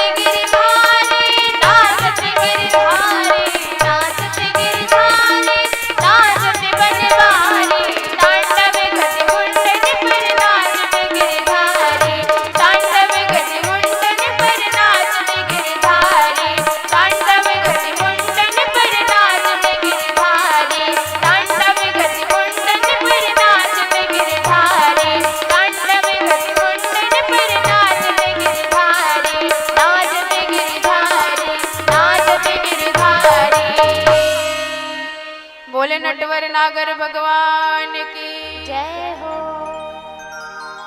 अब जब भगवान ने उसके सारे फणों को रक्त रंजित कर दिया, कालियानाग को अब समझ में आया कि हम जिसे साधारण शिशु समझ रहे थे, इसकी तो पेट की दाढ़ी निकल पड़ी, और यदि ऐसे ही एक आध 2 घंटे और नृत्य करता रहा फिर तो हो गई हमारी छुट्टी।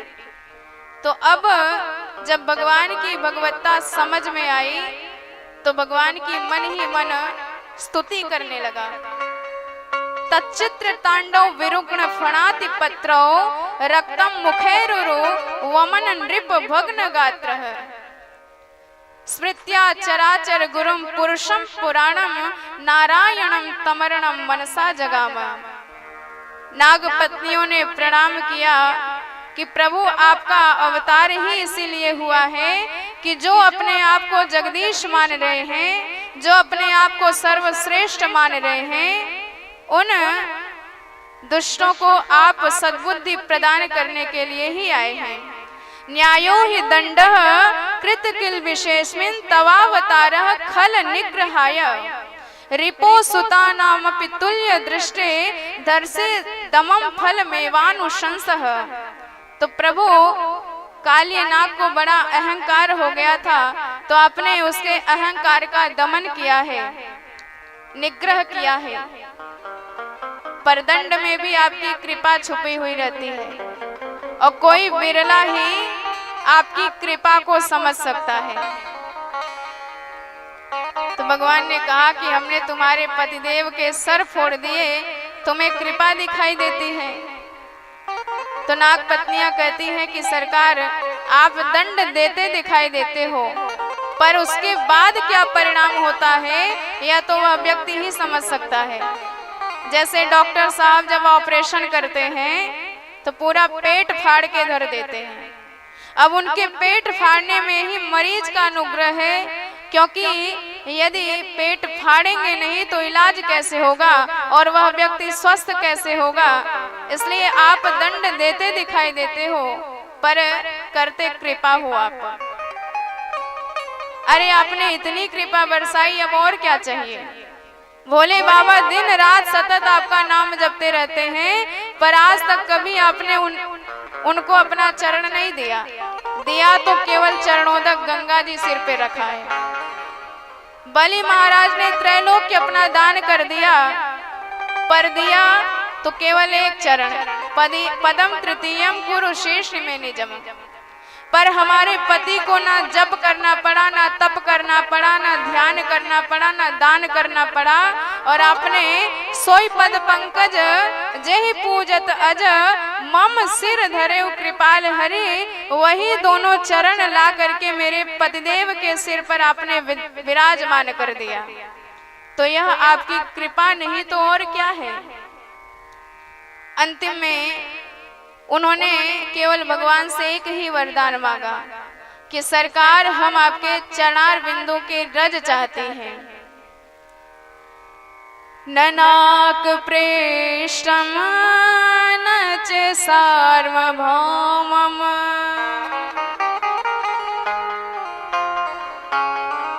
नरसाधिपत्यम नच पारमेष्टम।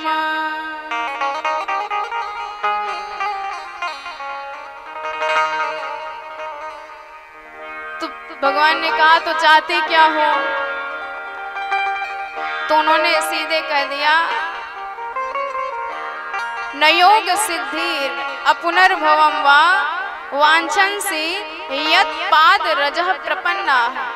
भगवान केवल आपके चरणार बिंदों की धूल चाहते हैं। भगवान बड़े गदगद हुए कि ये देवियां बड़ी चतुर हैं।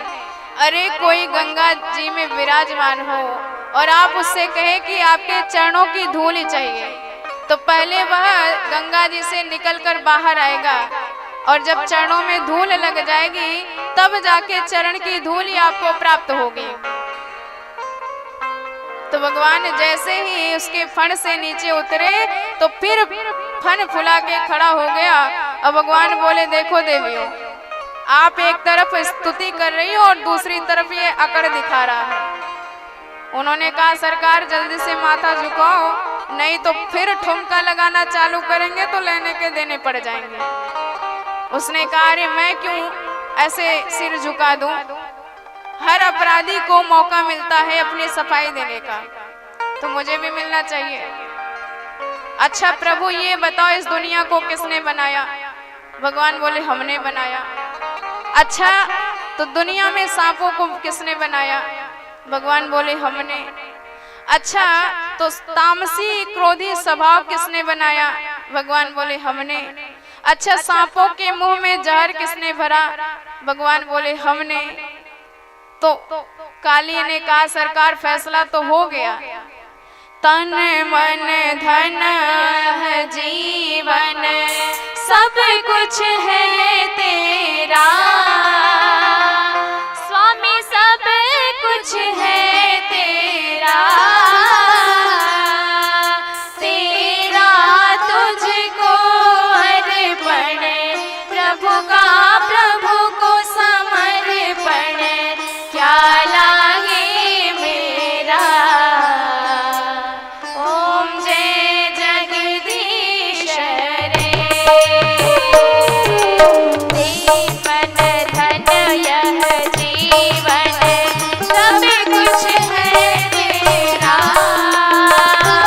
स्वामी सब कुछ है तेरा, तेरा तुझको अर्पण प्रभु का, प्रभु को समर्पण क्या लागे मेरा। ओम जय जगदीश रे।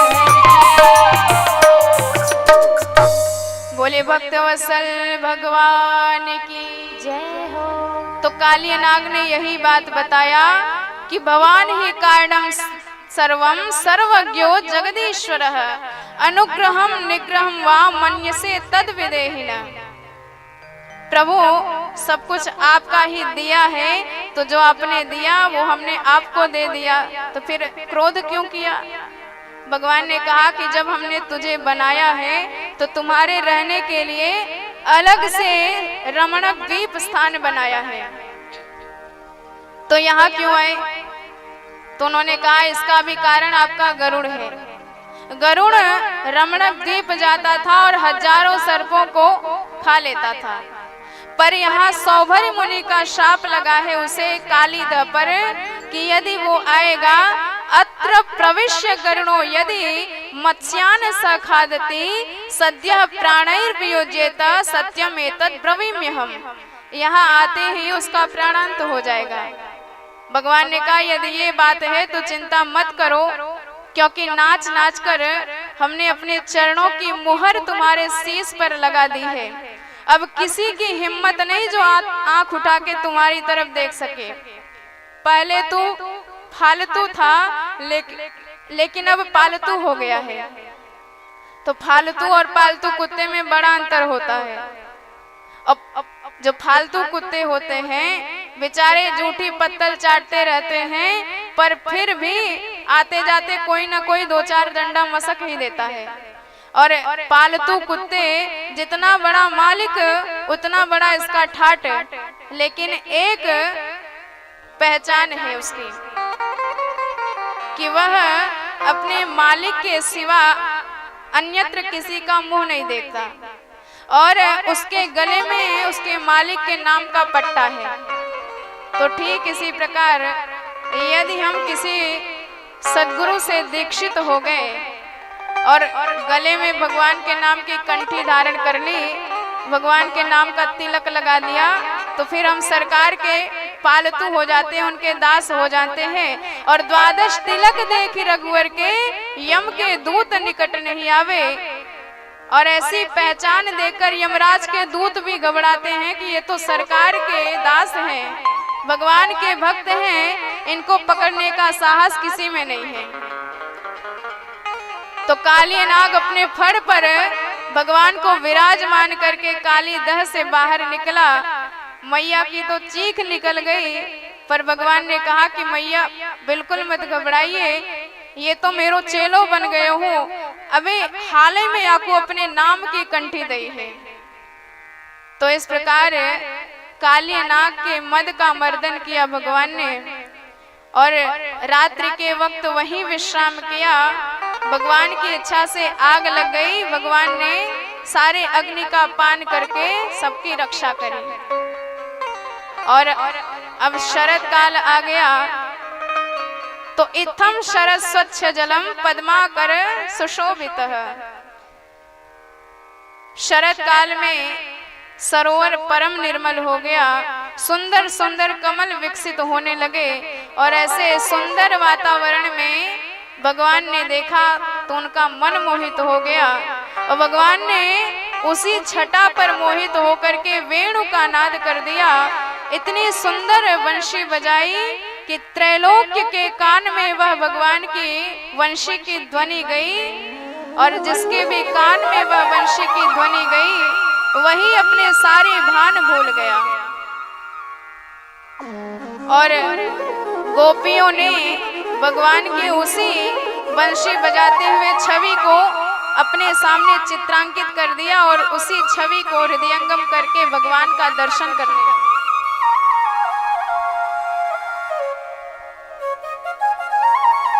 बरहा पीडम नटवर वपुः कर्णयो कर्णिकारम्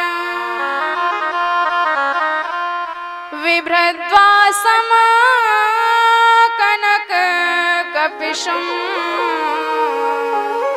वैजयन्तीं च माला।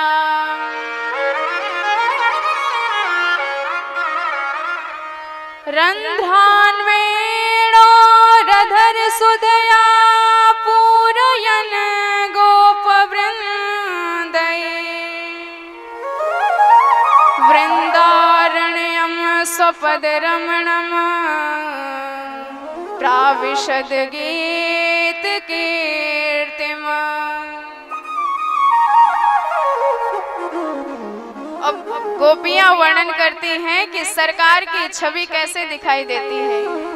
भगवान वंशी बजाते इतने सुंदर दिखाई देते हैं कि मानो भगवान के उस वेश के आगे बड़े बड़े दूल्हे और बड़े बड़े नट भी फेल हो जाते हैं। ऐसा दिव्य सरकार का श्रृंगार दिखाई देता है, क्योंकि भाई जब नट रस्सियों पर कलाबाजी दिखाने आता है तो बड़ा छैल छबीला बन के आता है, बड़ा सज धज के आता है। पर हमारे प्रभु का श्रृंगार इतना दिव्य है कि बड़े बड़े नट भी उनके आगे फेल हो जाते हैं। और वर पुरुषों को जीवन में एक ही बार सजने को मिलता है और विवाह के दिन इतना गजब का श्रृंगार करते हैं कि पूरे जीवन की कसर निकाल लेते हैं। पूरे जीवन की कसर पूरी हो जाती है एक ही दिन। पर वर का नट का सजना संवरना इतना प्रसिद्ध है, हमारे भगवान इतने दिव्याति दिव्य सौंदर्य की पराकाष्ठा लगते हैं कि नट और वर दोनों इनके सामने फेल हो जाते हैं। इतना भव्य भगवान का बाके बिहारी दिव्य स्वरूप दिखाई पड़ता है वृंदावन में। बोल बाके बिहारी लाल की जय हो। अब कालांतर में हेमंत ऋतु आई और हेमंत प्रथमे मासे नंद ब्रज कुमारिका चेरुर हविष्य गुंजा नाम कात्यायन्यर्चन व्रतम। और हेमंत के प्रथम महीने मार्ग शीर्ष में व्रज की छोटी छोटी गोपियां प्रातः काल 4 बजे यमुना जी में स्नान करती हैं और स्नान करने के बाद कात्यायनी मैया का पूजन करती हैं और एक ही वरदान मांगती हैं कि हे कात्यायनी मैया, जन्म जन्म में हमें कृष्ण कन्हैया ही पति के रूप में प्राप्त हो। कात्यायनी महामाई महायोगिन यधीश्वरी नंद गोप सुतम देवी पति में कुरुते नमः।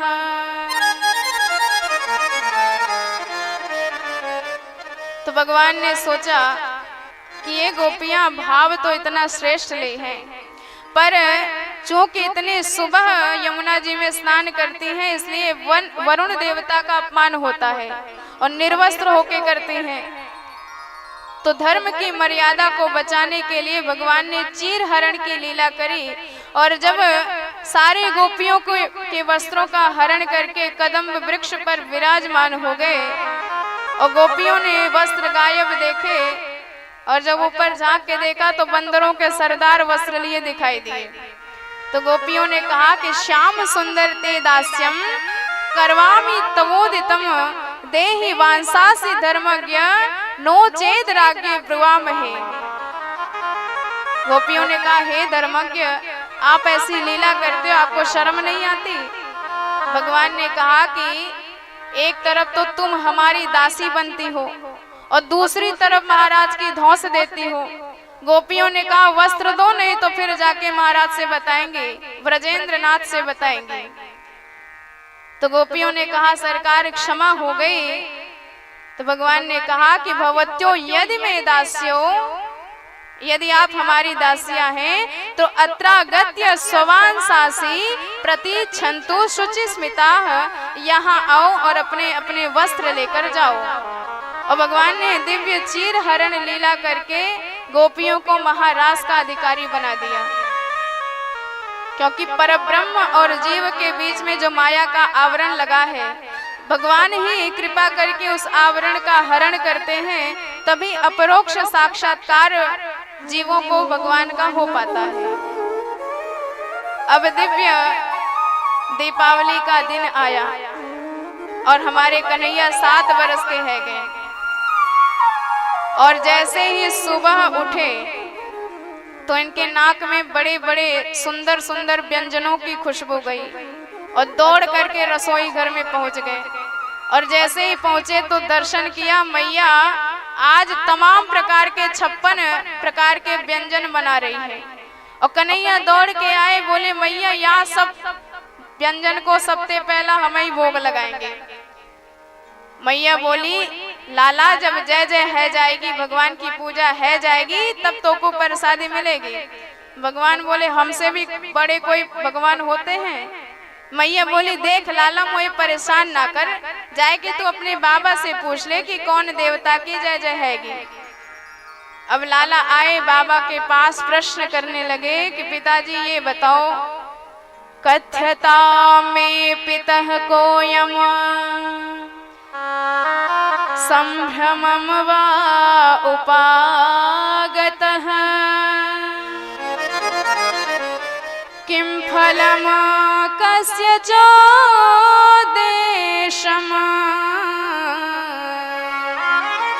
केन वा साध्यते मखम। पिताजी ये बताओ, मैया इतना सारा व्यंजन बनाई है पर चाकवे को एको न दे रही। अब बोल रही जब जय जय है जाएगी तभी मिलेगी प्रसादी।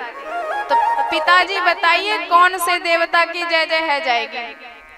अब इस पर नंद बाबा ने कहा, देख बेटा, हम सब प्रति वर्ष दीपावली के दिन महाराज इंद्र की पूजा क्यों करें? अच्छा, काय के लिए बाबा? तो नंद बाबा कहते हैं कि बेटा, ते भी वर्षंति भूतानाम प्रीणनम जीवनम यथा। इंद्र देवता की पूजा करेंगे तो वो प्रसन्न है जाके वर्षा करेंगे, और जब वर्षा होगी तभी तो वृंदावन में हरी भरी घास होगी, और जब हरी भरी घासें न होगी तो गैया भूखन न मरेंगी, और जब गैया भूखन मर जाएंगी तो दूध कहाँ से मिलेंगे? तो भगवान ने कहा कि बाबा जी बताओ, मान लो आधे वाला पूजा करे इंद्रदेव की, आधे नाय करे, तो का केवल पूजा करवे वालन के खेतन में पानी बरसेगो और बाकियन के नाय? अब नंद बाबा बोले, लाला तू है तो नेक, 7 बरस को छोड़ो, पर बातें ऐसी ऐसी करे कि मोए बुड्ढे की खोपड़ी गर्म है जाए। तू तो अपने मन की बात बता छोरा। भगवान बोले, पिताजी मैं बड़ो बड़ो संतन को संग कियो करूं और सबते मोए एक ही ज्ञान मिलो कि परमात्मा को आप भंडारी जी की तरह समझ रहे हो। अब भंडारी जी ते आपने कहा कि हमें खीर प्रसादी खिलाओ। और खीर प्रसादी को बनाने को आपने कह दिया भंडारी जी को, पर लियो दियो कछु नहीं। अरे भैया, खीर बनाने के लिए पहले भंडारी जी को दूध दो, चावल दो, शक्कर दो, मेवा इत्यादि दो, तब तो बन के तैयार होगी। और लियो दियो कछु नाय तो खीर कहाँ से बना के देंगे। तो ऐसे ही जीव केवल कर्म की आशा करता रहे और भगवान केवल फल की आशा करता रहे और कर्म कुछ करता ही नहीं, तो फिर भगवान फल कहाँ से देंगे। कर्मणा जायते जंतु कर्मणैव विलीयते, सुख दुख भयम क्षेमम कर्मणैवाभिपद्यते।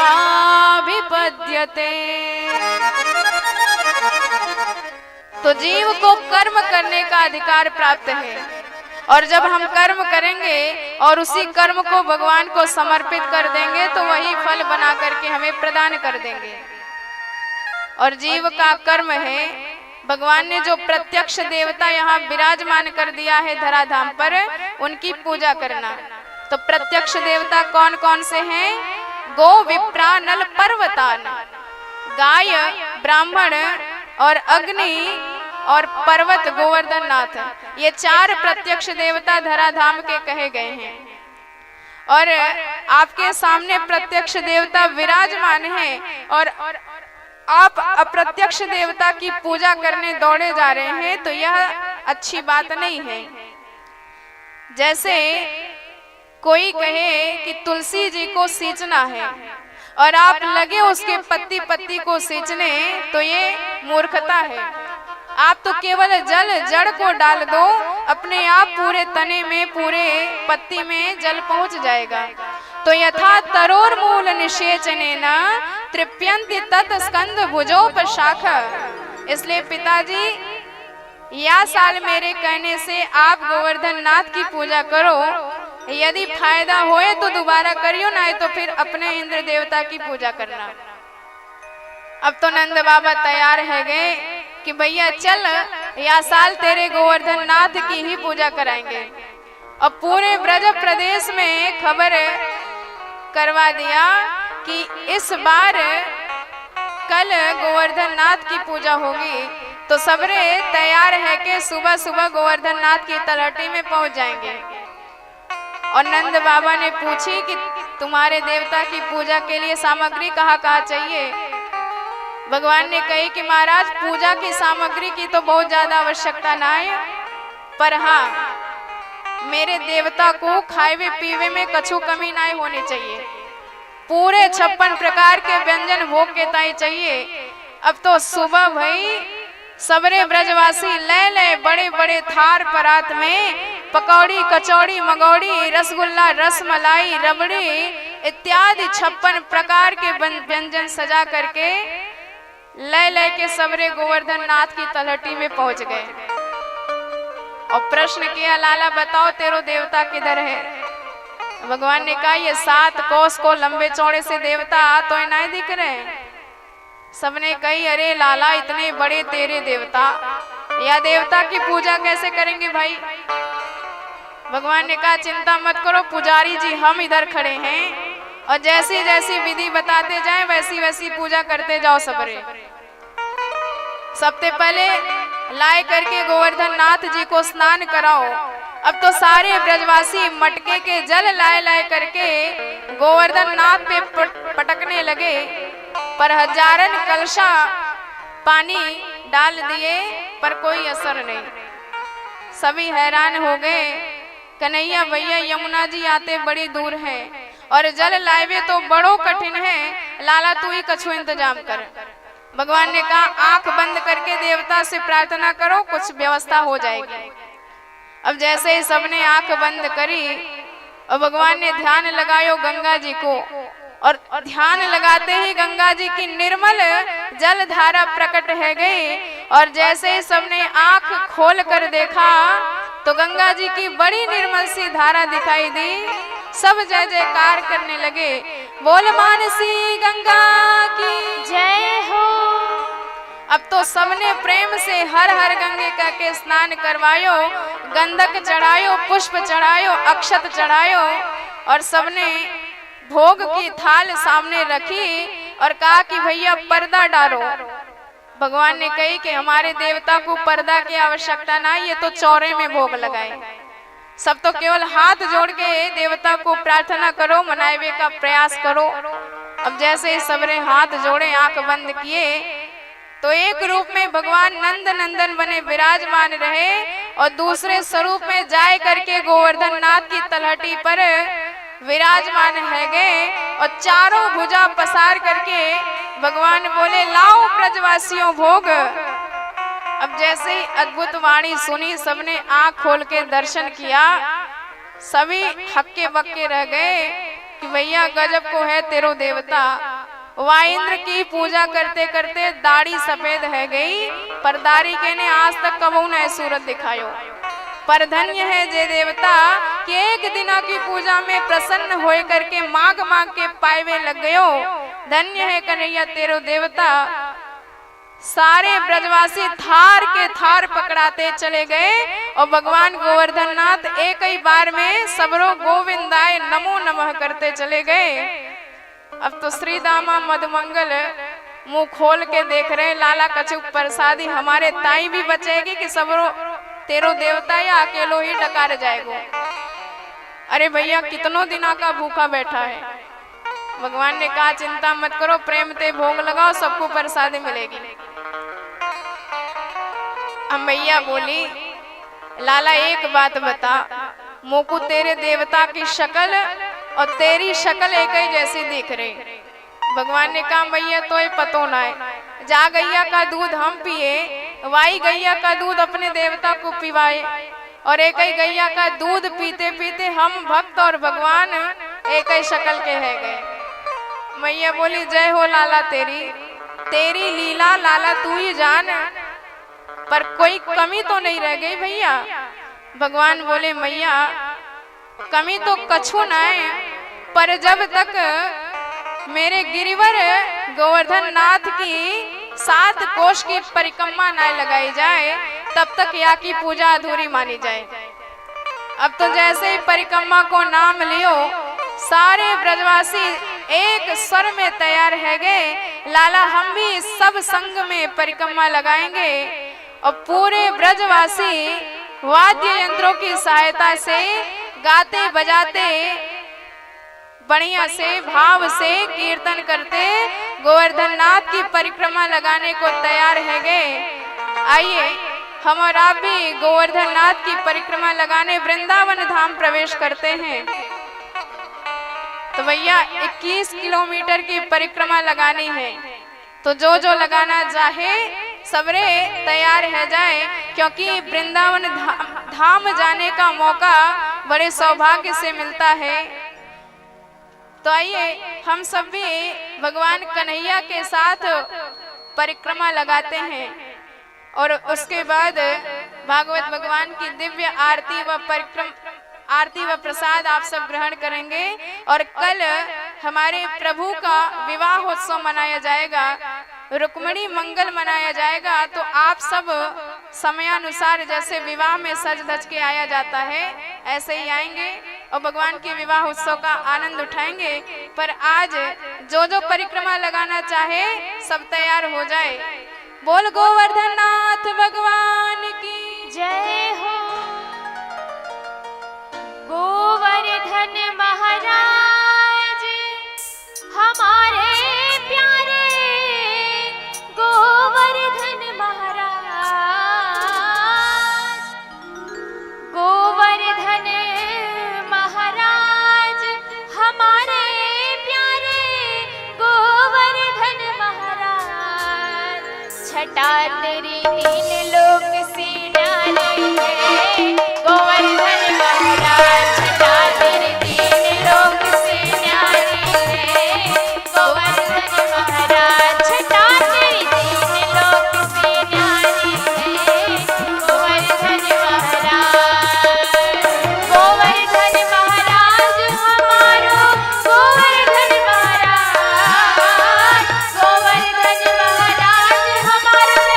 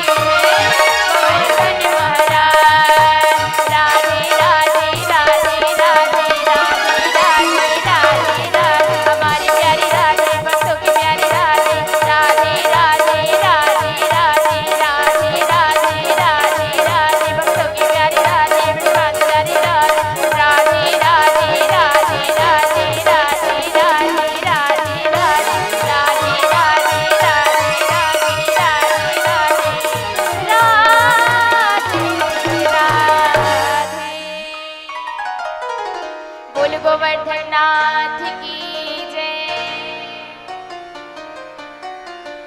आइए हम सभी लोग मिलकर के भागवत भगवान की आरती करते हैं। आप सभी लोग अपने अपने स्थान पर प्रेम पूर्वक खड़े हो जाइएगा।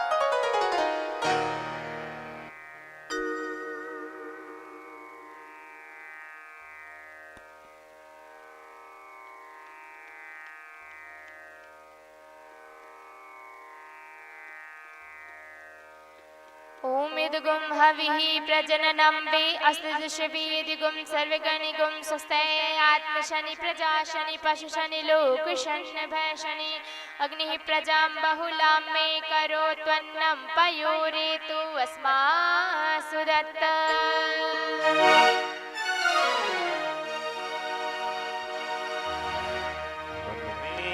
बसाकर तेरी मूर्ति मन में बसाकर तेरी मूर्ति उतारो मैं गिरधर तेरी आरती।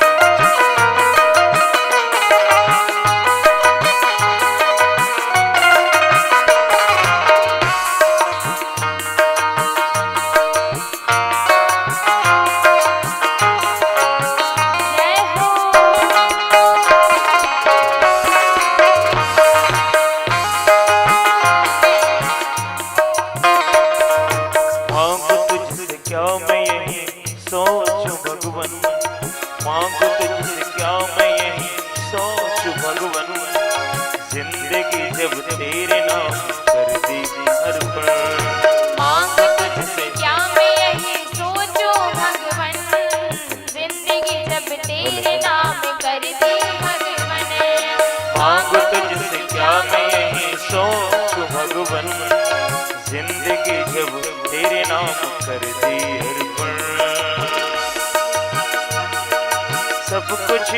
तेरा, कुछ नहीं मेरा। सब कुछ तेरा, कुछ नहीं